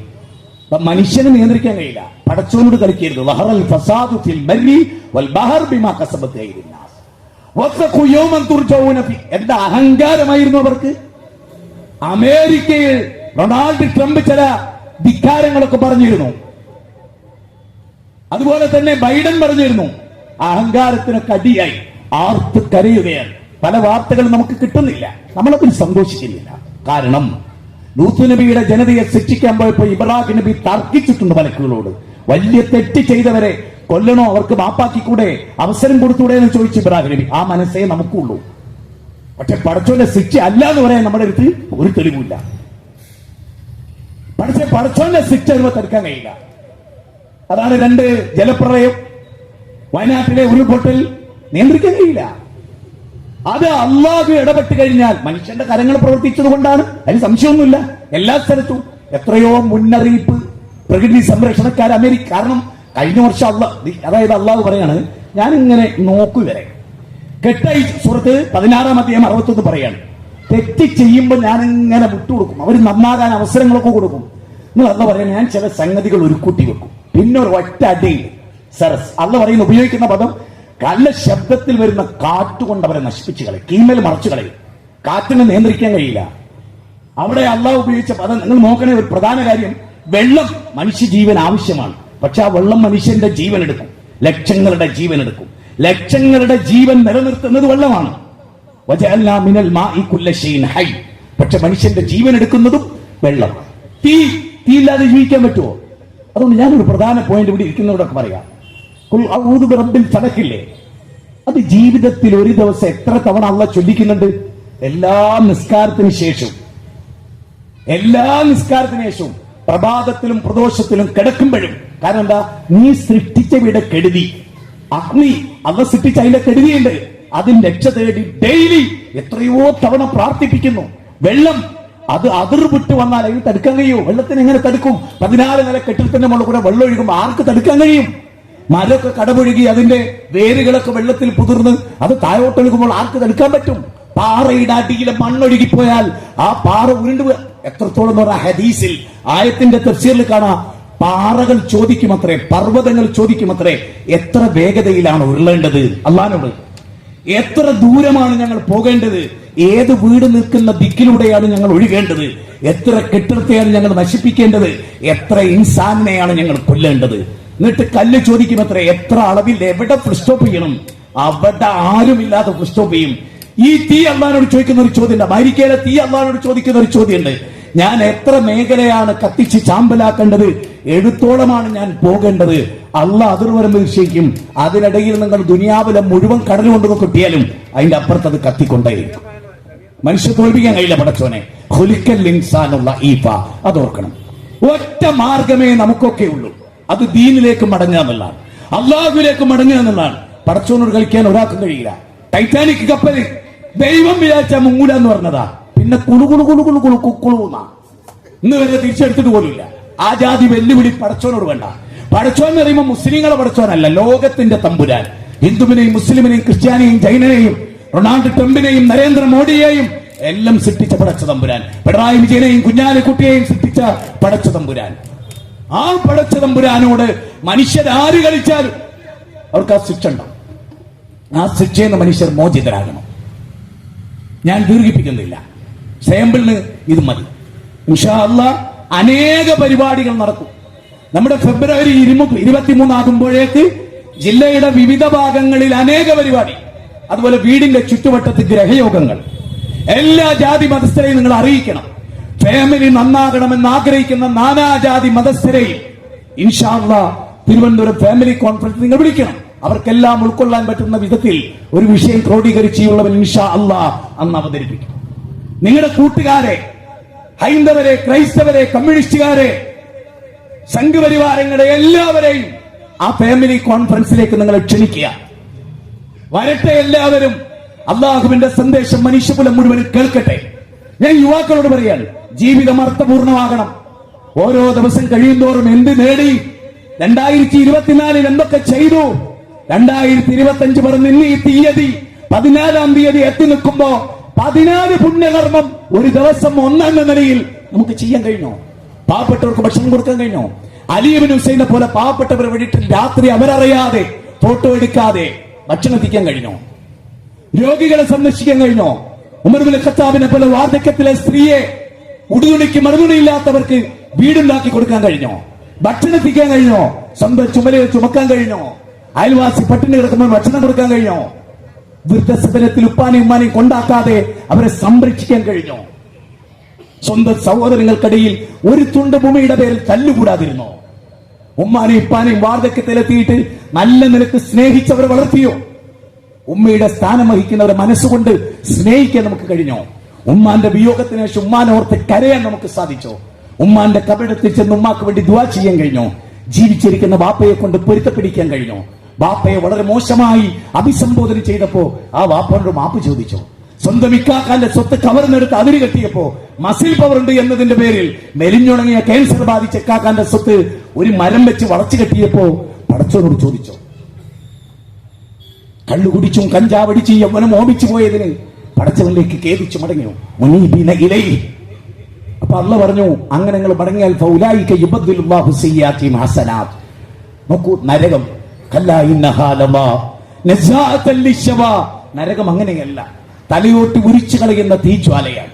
ഫാന്തർതുകുന്നാറം തലല്ലാ. സൂറത്തുൽ ലൈലിലെ 14-ാമത്തെ വചനമാണ്. കത്തിച്ചൊലിക്കുന്ന നരകത്തെ കൊണ്ട് താക്കി. ഇത് ഓതിയപ്പോൾ ഉമർ അബ്ദുൽ അസീസ് ബോധം കെട്ട് വീണു. നരകത്തെക്കുറിച്ച് അവർ അത്രമേൽ ചിന്തിച്ചു, സ്വർഗത്തെക്കുറിച്ച് അവർ പ്രതീക്ഷിച്ചു. ഫമൻ സുഹ്സിഅ അനിന്നാർ വഉദ്ഖിലൽ ജന്ന. ആര് നരകത്തിൽ നിന്ന് മോചിപ്പിക്കപ്പെട്ട് ആര് സ്വർഗത്തിലെത്തി, അതാണ് വിജയം. ആ സ്വർഗമാണ് വിജയം. അതുകൊണ്ട് മക്കളെ ദീനനുസരിച്ച് ജീവിക്കുക. നമ്മുടെ പെൺകുട്ടികള് ചുണ്ടിൽ ചായം തേച്ച് നോക്കൂ. നിങ്ങൾ മെലിഞ്ഞുണങ്ങിയ ഒരു പെൺകുട്ടിനെ കല്യാണ ദിവസം കാണുന്നത് എങ്ങനെ അറിയോ? ഐശ്വര്യ റായിനെ പോലെ. അന്ന് കണ്ടപ്പോ കവിളിത്ര ഉണ്ടായിരുന്നുള്ളൂ, ഇപ്പൊ കവിളിത്രണ്ട്. എന്താ? ആശാരിന്റെ ഉളി എടുത്തിട്ടുള്ള മുഖത്ത് ചെത്തിയാൽ ഒരു തുള്ളി മാംസവും ഇറച്ചിയും വരില്ല. എന്താ? ഇതൊക്കെ പുട്ടിയാണ്. എന്നിട്ട് കവിളിങ്ങനെ. എന്നിട്ട് പെൺ ചോദിക്ക, ഞാൻ പെണ്ണ് കാണാൻ പോയപ്പോ കണ്ട പെണ്ണല്ലേ അത്? ഇത് സാറനെ കാണിച്ച് സൂറനെ കെട്ടിച്ചതാ? ഇനി കല്യാണത്തിന്റെ ഫസ്റ്റ് നൈറ്റിൽ ഓള് വീട്ടിലെത്തി മുഖമൊക്കെ കഴുകി വരുമ്പോ അവരെങ്ങനെ നിന്ന് ആള് ഇപ്പൊ ഇങ്ങനാണ്. എന്താ? പറ്റിച്ചതാ. മുഖത്ത് പുട്ടിട്ട് ചുണ്ടിൽ പുട്ടിട്ടിട്ട് പറ്റിച്ച. അല്ലാഹു ഖുർആനിൽ പറയുന്ന ഒരു കാര്യമുണ്ട്. ഖുർആന്റെ 2-ാം അധ്യായം 138 അല്ലാഹു പറയുന്നത് എന്താ അറിയോ?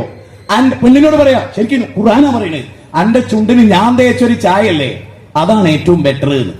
അത് പറഞ്ഞിട്ട് ഇബ്നു ജരീർ തബരി പറയാണ്, അള്ളട്ട ചായ നിങ്ങൾക്ക് പ്രശ്നമല്ല. ഒരു ഉദാഹരണം കൂടെ നോക്കി, സ്ത്രീകളും കൂടെ നോക്കി. ഇതുണ്ടോ?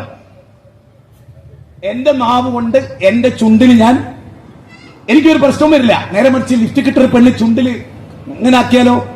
കെമിക്കലാണ് അവളെ വായിൽ. ഞാനിത് കാണിക്കുന്നത് എന്തിനാ നിങ്ങൾ പഠിക്കും. ഞാൻ തളിപ്പറമ്പ് പോയി. എന്റെ ഒരു പ്രിയപ്പെട്ട സുഹൃത്ത് പറഞ്ഞു, ഇന്ന് ഈ വീടിന്റെ ബാക്കിലെ വീട്ടില് 28 വയസ്സുള്ള ഒരു പെൺകുട്ടി മരിച്ചിട്ടുണ്ട്. ഞാൻ ചോദിച്ചു എന്തായിരുന്നു? നാവിന് ക്യാൻസർ ആയിരുന്നു.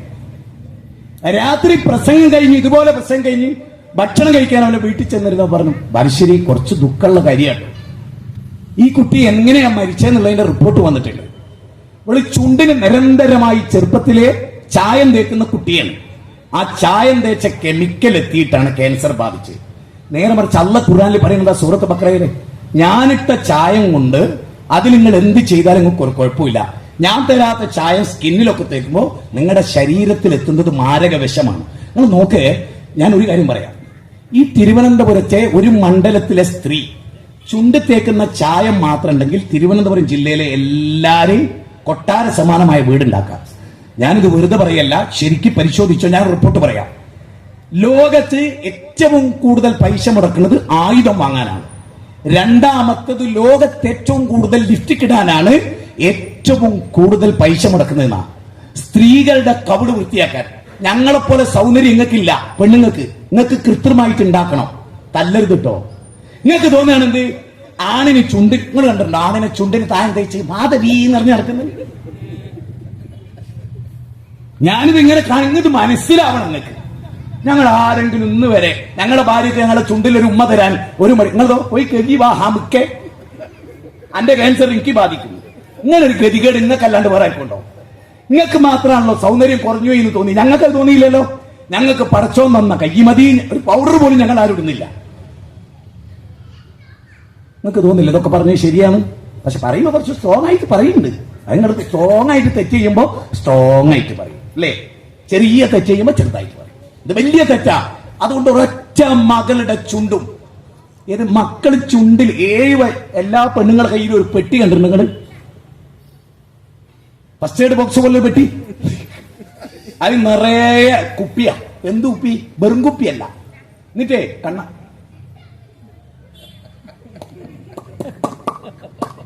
അപ്പോഴേക്ക് 3/4 മണിക്കൂർ കഴിഞ്ഞ് ട്രെയിൻ അങ്ങ് പോയി. എയർപോർട്ട് പോവുക,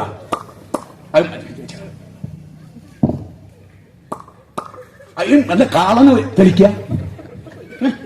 1.5 മണിക്കൂർ കഴിഞ്ഞിട്ടാ പോയത്. അപ്പോ എല്ലാ റോഡും ബ്ലോക്ക്, എയർപോർട്ടിലെ ഫ്ലൈറ്റും പോയി. ഓളെ ചുണ്ടുമ്പ തേച്ചോണ്ട് ഇവന്റെ ജോലിയും പോയി, എല്ലാം പോയി. ഇനി നിങ്ങൾക്ക് മനസ്സിലാകുന്നില്ലേ?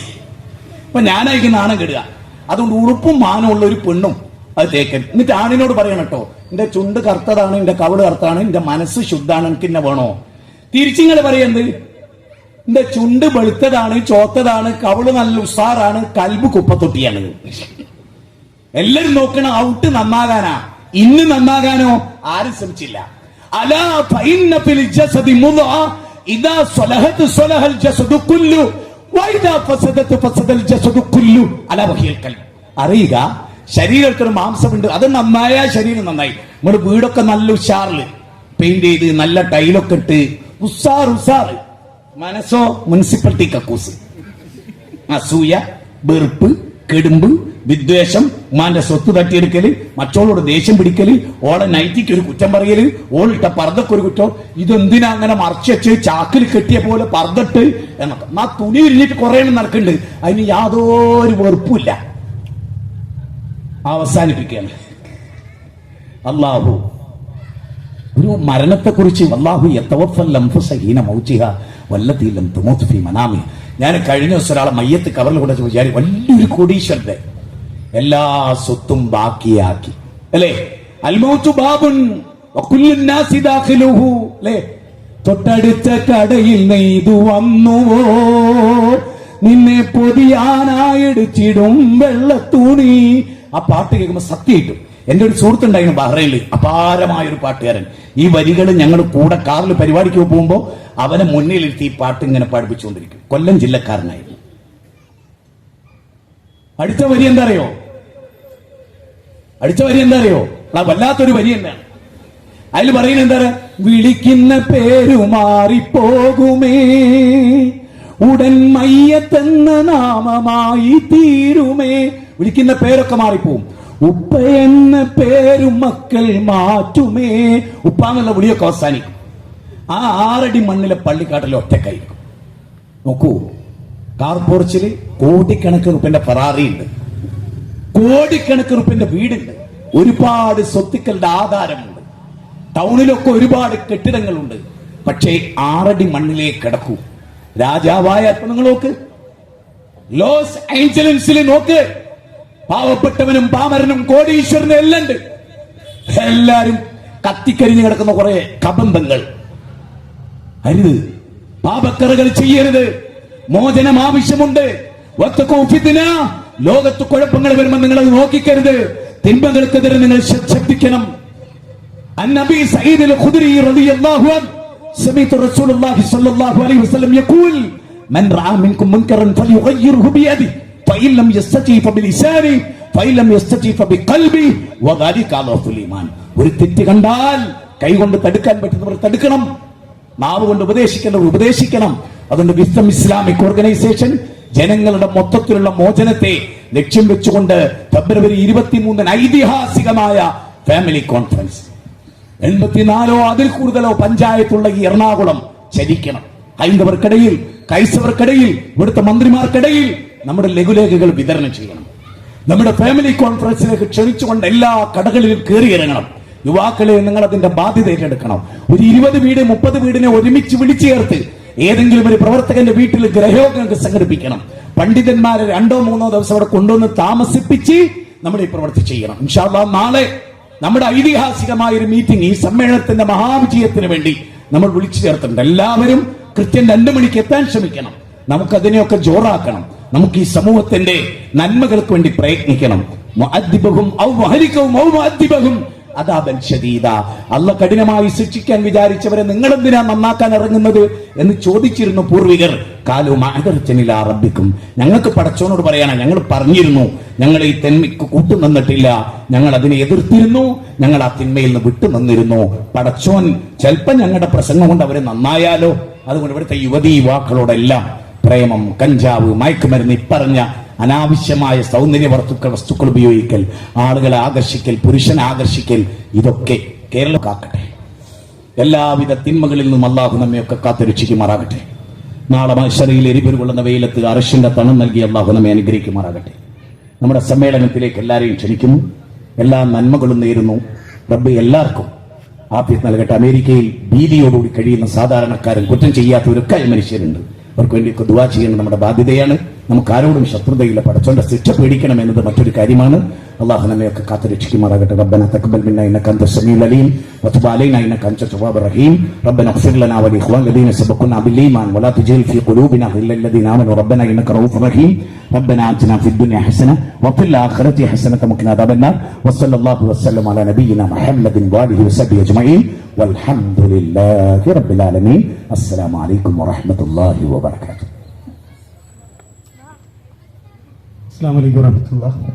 പ്രൗഢഗംഭീരമായ പ്രഭാഷണം നടത്തിയ ബഹുമാനി പണ്ഡിതൻ മുജാഹിദ് ബാലുശ്ശേരിക്ക് അല്ലാഹു എല്ലാവിധ തൗഫീഖും നൽകി അനുഗ്രഹിക്കുമാറാകട്ടെ. നമ്മുടെ ഈ പ്രോഗ്രാം ഇവിടെ അവസാനിക്കുകയാണ്. നമുക്ക് വിശാലമായ ഈ ഒരു സ്ഥലം, അതിന്റെ സംവിധാനങ്ങൾ ഒരുക്കി തന്ന ഈ സ്ഥലത്തിന്റെയൊക്കെ ഉടമസ്ഥർ, അവർക്ക് അല്ലാഹു എല്ലാവിധ അനുഗ്രഹങ്ങളും നൽകട്ടെ.